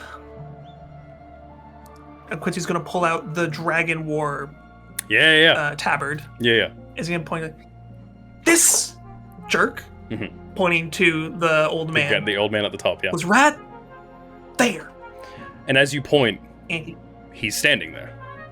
All of you turn and see a tall... I'm sorry, what? A tall individual, dark brown skin, like bleach white hair, standing exactly there. He has a small walking cane that he's walking. We all see him? Yeah, all of you see him.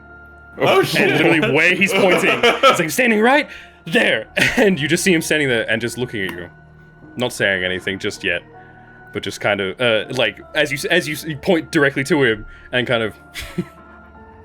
I obviously start. I'm like, oh, and I go to grab my scimitar because like I grab my bow. Yeah, it's like you can see, where did he come from? Yeah, you can see he. I gotta put my hand through him to see if he's an illusion. Well, so he's about 10 feet away from you. So if so he's standing there, and he takes his hands off of the cane that he has. It is a dragon head cane. Made out of like bright shining gold and then like dark oak wood. It stands upright as he says, "I mean you no harm. I promise. I was wondering how long it would take this one to come back here." I turn to Sylas and I turn to Quincy and I'm like, Quincy, is this you? Are you projecting this somehow? No. This person looks very different from Quincy, by the way. Like yeah, dark skin. The only real like. No, I know. I mean, is this you? Like, are you like, is somehow he projecting this? Gotcha. Sorry. Yeah, because he does illusions and stuff a lot. Yeah, that's fair. I mean. No. This ain't me. This ain't me. You know how? Because by the way, Silent Image has verbal somatic imagery. Yeah. So you would have to see him like cast it. Yeah. Yeah. I know, yeah. Yeah. That's good, yeah. But yeah, this person essentially just spawned. That's why. Pretty much, like, yeah. It was you all like rush over and saw him, and then he went, "There's some guy standing over there," and then just there's a guy standing right there. No sound, no grand entrance, nothing. He's just there. How did none of us check that corner? I did. Yeah. Yep. Hello, good sir. My name's Quincy. What's yours? Io. It's the cane. The staff drops from his hands. Yeah. Okay. And like gestures to the tapestry and says, "Yes, that's Io. You need a minute?" This is good. Brain. This is good. Jumbled, confused. That's okay. It's a good sign. It means that it worked and you have no memories of your past lives. That's good. Do I know this name? Io? I don't think so. Did You made a you say check. Lives. Plural? Plural. Yes, of course. I understand. No. Yes. One thing at a time. Of course. You know me. Very well, yes. Or rather, the versions of you that I wish I could forget. What? Sorry about that. Ren, you've been waiting for me? Past lives? Just shrugs, and I just look, I'm feeling of it. If you just... It's... Mr. What's going on? I cannot tell you everything. That is why you don't remember everything. You are aware that you have past lives. I'm sure that these visions are peeking through every now and again. It is important that you don't learn what those past lives were, what they got up to. Their path was destructive. It was dangerous. I don't normally step in to these type of things. You are free to live your life however you want, by the way. Anyway, your whole purpose is to live fully. And then at the end of your life, you come to me and present it as a story. And if your story is good, well, then you'll achieve the afterlife. If your story is not good, then I make you try it again. You, in particular, I've seen bad stories. I've seen people that take a villainous life. You scared me. And it is important you don't learn what your past lives did. The previous versions of you tried that. And every time they followed in the same footsteps as the first. Down this awful, dark path.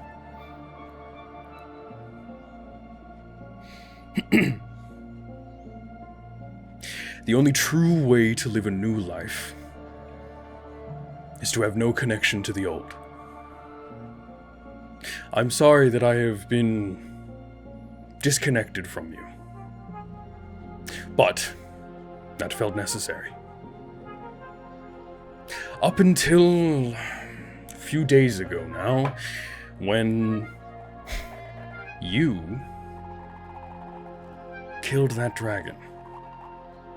I've been watching, of course. I can see, and I don't always watch, don't worry, you have privacy, but every now and again I like to check in and see how you're going.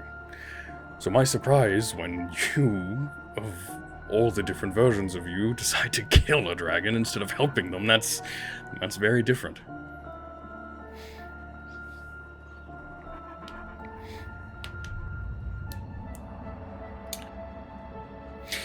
You seemed troubled. You seem troubled.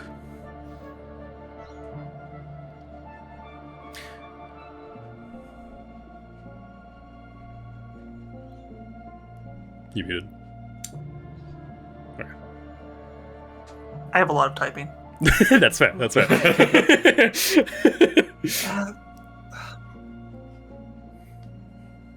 I've always been matter of fact about my life. Never questioned where I came from or where I was. And that was by the design. Last couple of weeks, I've been having whatever past me's been doing run up against me, hurting friendships, hurting people dying because of it. And now you're telling me to drop it? Yes.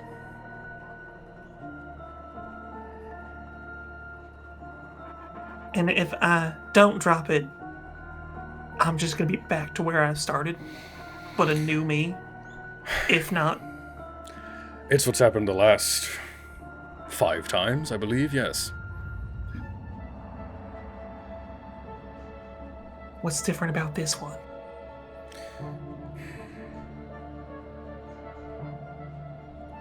I intervened.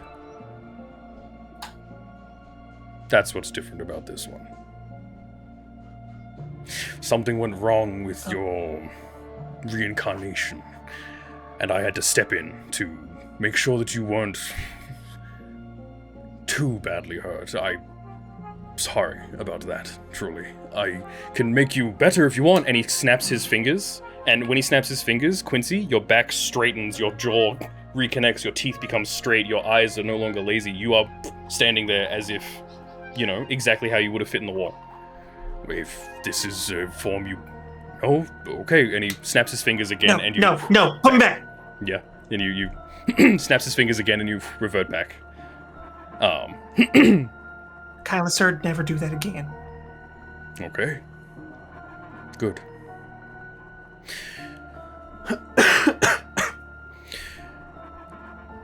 Why are you here? To understand. I've just Understand what? been living my life. Me, the world, the fact I can do this, and slams on the ground. Yeah. And we're just gonna create a bonfire of roars to life. Yeah. Ooh, I like that. Why can I do that? Why can I do that? It is your nature, it seems. That's not good enough. I need to know. Is it because of some innate power? Am I stealing it from somewhere else? Did I learn it from somewhere else? I'm glad Or you is don't that remember. breaking the rules? Again. That power comes from me. From you. During your last reincarnation, something went wrong, and I didn't want to lose you. Everyone deserves a second chance, even if it's their 6th second chance. So, when it looked like you were going to die from the sheer violence that was this transformation, I intervened. And now a piece of me is with you.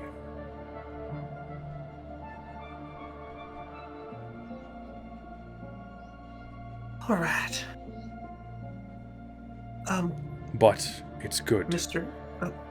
because if this is all that you are, then you will not pose a threat that you once did. You are free to live your life as you seek fit. Is that the deal? Don't go delving. I keep these powers. Oh, no. Those powers are with you for, they will be for a while. It's going to take severing a piece of me from you to get rid of them. I am asking you to not go delving deeper. And by delving deeper, is Sylas like holding the books? Like who's holding the books right now? Yeah, who's holding the books that you guys found? I guess like half and half while we were walking through them. Yeah. Yeah. I'm assuming anything we found in here we shouldn't be looking into. No. And forgive me for asking, but why even leave them in the first place? Why not snatch them up and hide them somewhere where no one could ever find them again? Why even have that risk? I couldn't bring myself to do that. As much of a pain in the neck as you were, I still loved you. As a son, as a child of mine, I couldn't bring myself to do it. But now you know who you are, and now you know, well, you don't know who you were. Why did you come to this cave now? There should have been no memory of this cave in that mind of yours. Why now? Sir. Mm-hmm. Mr. Just now, points to the hole. Mm-hmm. Okay. You can see kind of, what is that? What are you pointing at? It's just a wall. Right here. And like, yeah, you're pointing right at, like, you're pointing right at where the hole is. He says, it's just the wall. Sir, there's a hole right here. Right here, big enough for me. In the past, you told me time was up, something along those lines, that I had to make peace with everything. I threw up some kind of barrier and made me, and then I threw myself out through the wall, and then the perspective of me went into the wall, right here. You see, he kind of like he walks forward a bit, and then holds out his hand, and the cane rushes to his hand, and he just points at the wall. Nothing happens. It doesn't change anything for you guys. He pokes at it and pokes near where the hole is, and then and it sinks into the hole, but you can see the look on his face of, what? What do you see? What is this right here? A hole in the wall? Does it lead anywhere? What is this? It's just me, like shaped like me. Look. And so like he's watching you, and then as soon as you slide back in, it's like his eyes lose sight of you, and he has no idea where you've just disappeared to. It's like me this far back, and when you were cross with me or something, the me now was shoved through the wall, and whatever made me or reincarnate whatever went into that wall and vanished, disappeared or something? I don't remember. No, that's not possible. And you can see he's just thinking. He like takes a step back with his cane, and he just kind of kneels a little bit and crouches, and then just. And you see his eyes flash in a color as he kind of thinks for. You see him casting something. Before.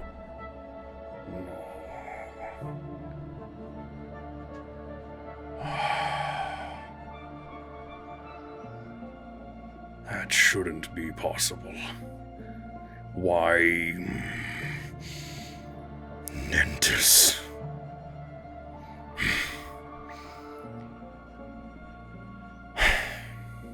What else do you remember, Quintus?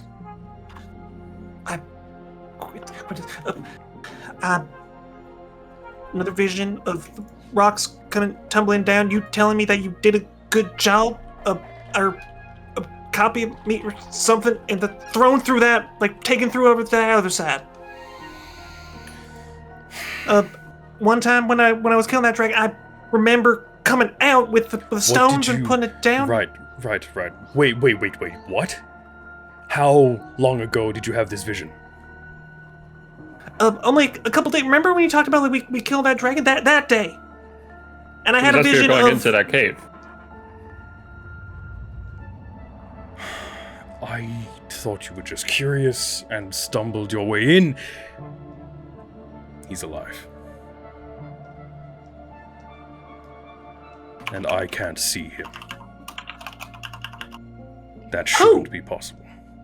You, the last version of you that was so atrocious that I had to force him to reincarnate. To get rid of his memories, to step in, and when the transformation was going to die, I gave a piece of myself to you. So that those memories would be locked away and you would never follow in your own footsteps again. But if he's still alive, then that means nothing.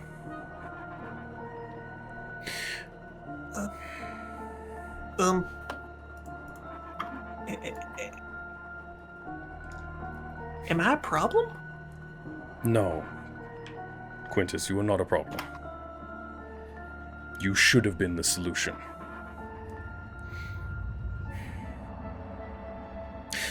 Am I even a person? Am I... You are a person, of course. I made you a person. You are you... It kind of looks to you, Kelyrr, and just says, you seem to be studious of magic, yes? I dabble. Are you familiar with what a simulacrum is? I am. Oh, shit.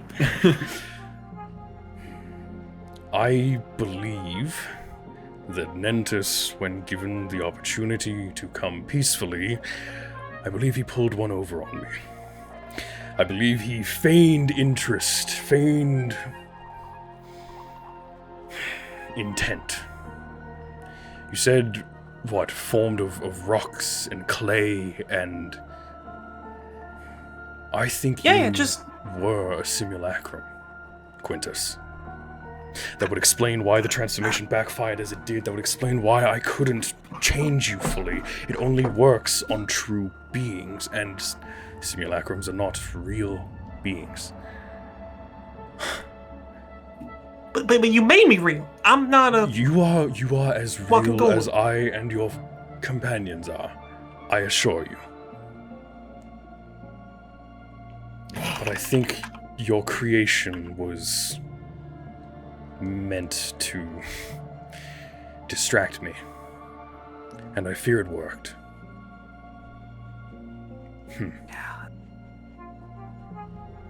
Are you saying that Quincy is actually as old as his memories are?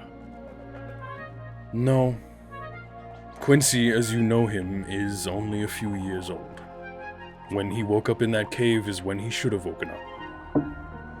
I admit the collapse of this cave meant that I had to rush the reincarnation process a bit, and instead of starting him anew as a newborn, he was a bit older. But I figured that shouldn't matter. Then how have his memories lingered? I don't know. Maybe it's something to do with if this was a simulacrum that was made, maybe it's connected somehow. Maybe I didn't do it right.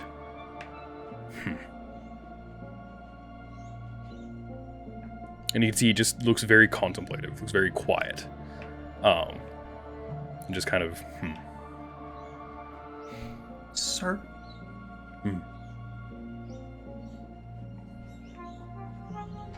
If I'm as dangerous as you say I am, he needs to be found, right? If he's been able to operate for years, you're saying years. I've been in Green Nest for 3 years or so? He does need to be found. Which means that you will probably have to break the one rule I set for this life. You might have to go digging into that past life. Pass me those books, please. Sure. Yeah, I'll pass them over. Hold the books. Takes from you. Just looking. Says, I have spent many decades with past lives of yours trying to decipher these, and no luck. But these are names, and he points to the cover of them, and says, and Unalak, this was your first life. Not too bad. Dualis, your second.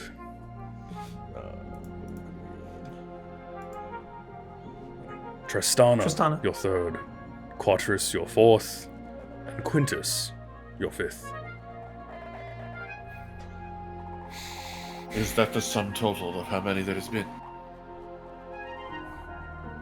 Who's to say? As far as I know, there's only been 5. With Quintus here being the 5th.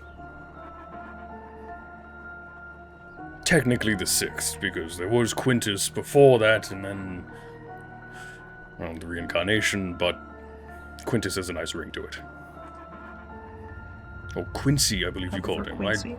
I like that. I prefer that. Then it is Quincy.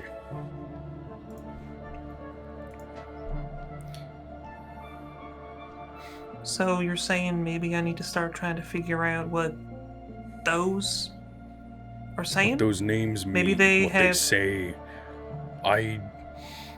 Your past lives came from all corners of this land. There's... I wish I could give you any specific direction to go in, but truth be told, if you pick anyone, you're probably just as likely to find something. Alright.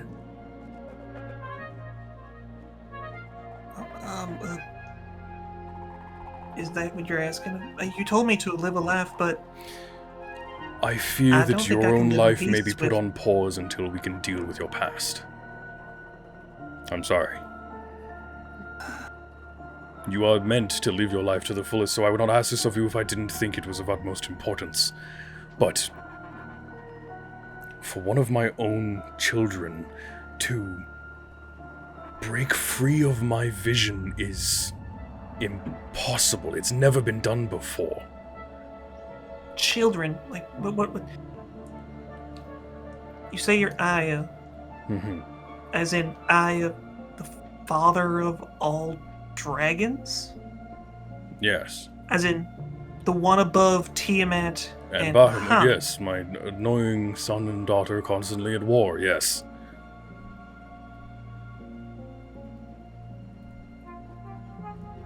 you don't remember. Well, That's good. It's just innate, not really memory, just innate knowledge, like 2 + 2 = 5, or the...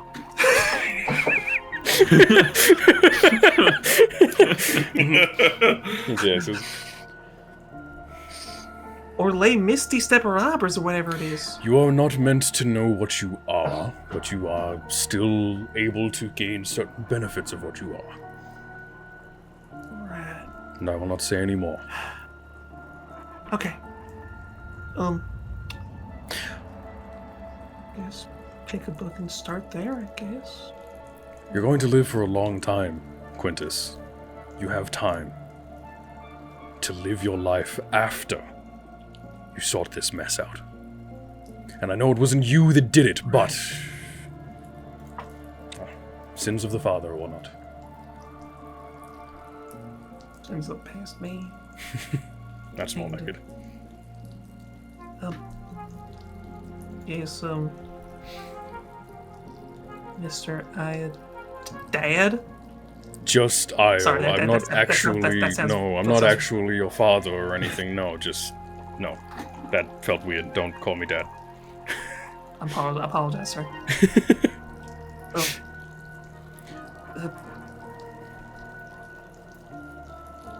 If I'm gonna be going out there, in that confrontation with Fel'Drunaxx, it was dangerous. One of us fell.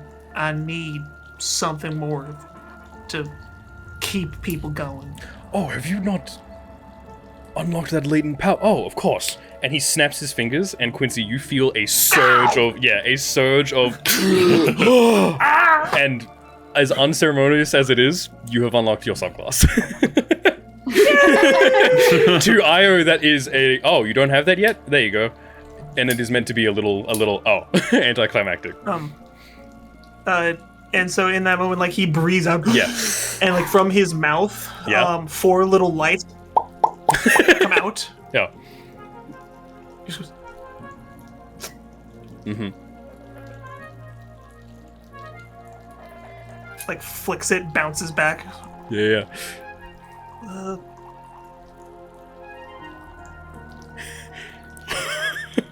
You see Io is just kind of like... I'm really hungry. I've always been really hungry. That makes sense. Why does that make sense? None of this makes sense. It makes perfect sense. You just don't know. I'm sitting here being told I have 5 other lives. I'm actually a clone of a copy of... Think of it But this I'm a way. You real will have an interesting story to tell me at the end of this one, won't you? Wait. Just I think we're going by one thing. Am I a dragon? Who's to say? And he disappears. That's just really cryptic. Like in a cloud, in a whirlwind of white, blue, reds, every color under the sun, in that same pearlescent glow that you've typically seen on Quincy's back, and he is gone, and you are left in this cave.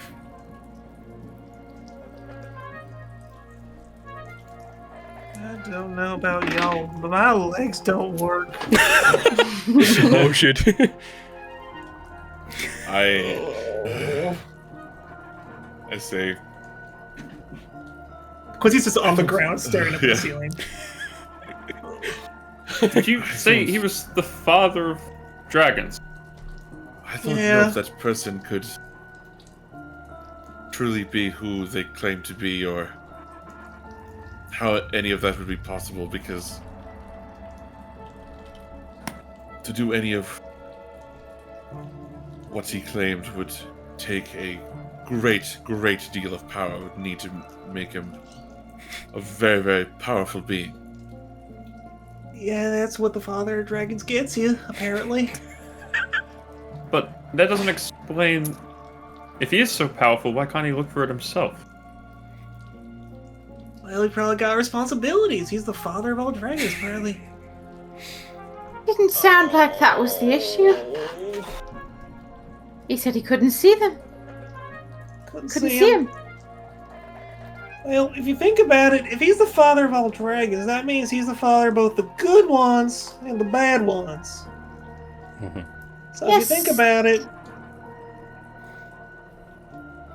can't let the good ones win too much, and you can't let the bad ones win too much. And so, apparently, I'm some...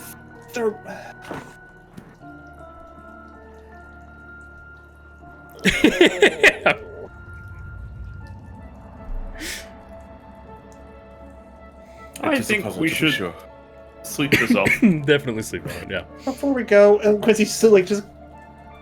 Please put the books in the bag, please.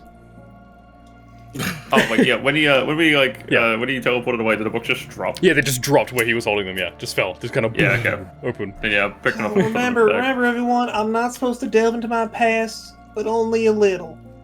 I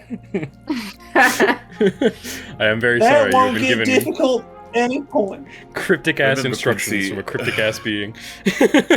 Remember, Quincy, you may have this deal with this being that you must abide by, but none of us have such a deal or have made such a promise. Right. Is Penelope here? Hey, Penelope. Yeah, Penelope's been there the whole time. Sweetie. She has been terrified this entire time. We left her at Angus's office. like she has been huddling on Quincy's shoulder this entire time and has just been kind of too scared to say anything or do anything really, because this is the most amount of information she has also received too. Thankfully, she doesn't seem to be looking at. Recognize him at all, Penelope? Penelope, you still there? That was the person I saw when I got poofed by Barrymore. I didn't know what it was. What? I saw him. Yeah, he took real good care of me. He asked me how I was doing, but I just thought it was someone I didn't recognize. Maybe I don't know. I'm standing back up. I don't want to make sure. Well, okay. All right. You still laying like just. Okay.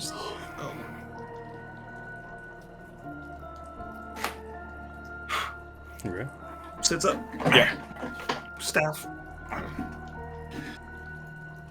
All right. Okay. Good luck sleeping tonight, y'all. I think we should be more worried about you, Quincy. Oh, don't worry. Earlier today, I got this nice blanket. It's gonna do work tonight. It's like the white noise machine weighted blanket, yeah. How appropriate of all the things to get that, yeah. That's really good. Yeah. So, is there anything else you guys... The weighted blanket. Are you wanting to stay in this cave, go back to the other one? Are you just saying, fuck it, let's get out of here and head back to Green Nest? What are you guys wanting to do? Probably go back to the other one so we can long rest. Yeah, go back to Green Nest. Let's go back to mine, and as you're all leaving, you get to like the entrance to where it was. Back where the waterfall was. He takes out one of the stones. Ooh, okay. Drops it there, and Fel'Drunaxx. Yeah, blocking off the entrance. Tries to fill that. Yeah, it fills up the entrance. It breaks some of the tunnel, but like because it's been filled in, so yeah, it has been sealed off. Yeah. Okay. Writing that down right now. Yeah.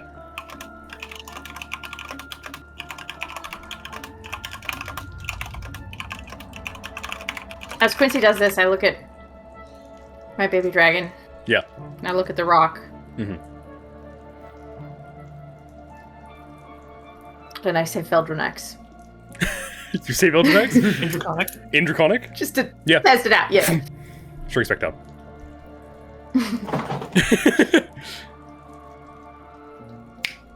Apparently that works for me now, too. Do it again. Can you speak Draconic? Since when? No. Yeah, rock comes back up, filling in place again. All right. So Quincy puts all of it back in the bag. Yeah. All right. So explain.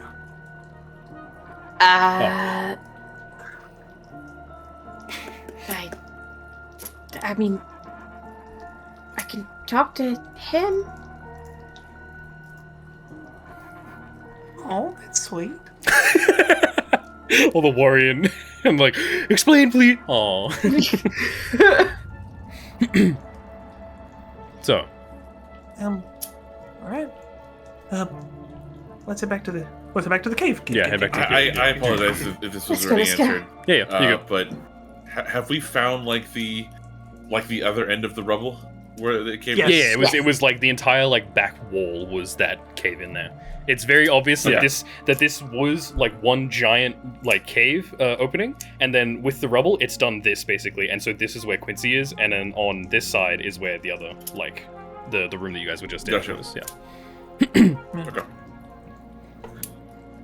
And So as we're walking out,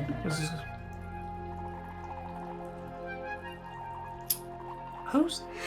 Did you ask? Did you say just back? Nentus. Nentus. Yep. N-E-N. Nentus. Nentus. Okay, that's what I took out. That's not any of the names you wrote down. Oh, Gemini, give me a just a very quick history check from something that I forgot to do Alright. in the middle of that. Because why not? What'd you roll? This isn't a very high DC at all. This is just because it's funny. That's history, you say? Yep. Yes, that is a flat 2, so I'm going to try again with Yeah. heroic inspiration. Sure, do heroic inspiration. Oh, so yeah, yippee. absolutely. Come on! What'd you roll? It's 5! Oh my god. Damn. I'm sorry.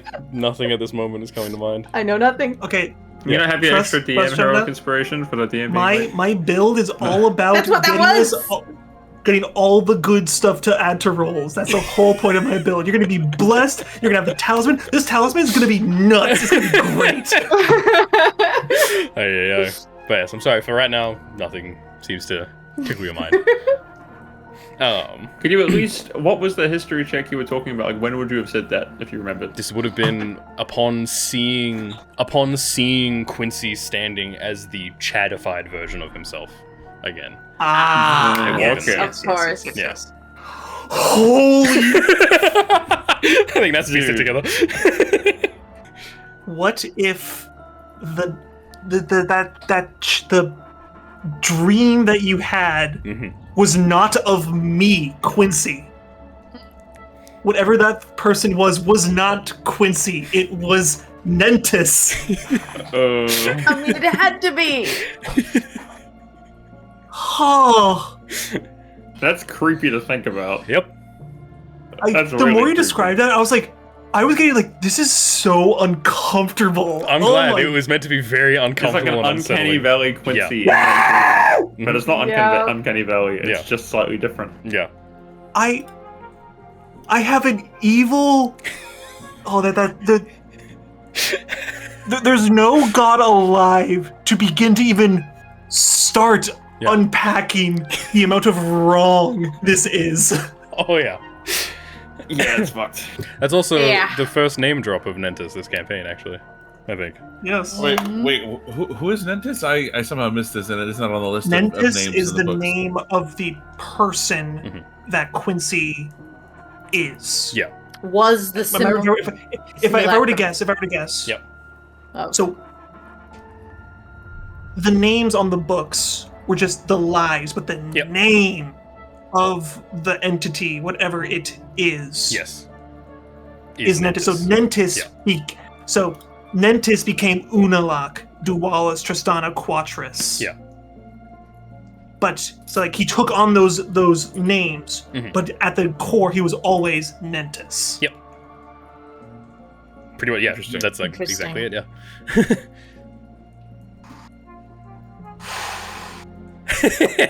Well, we'll end the session there then with that.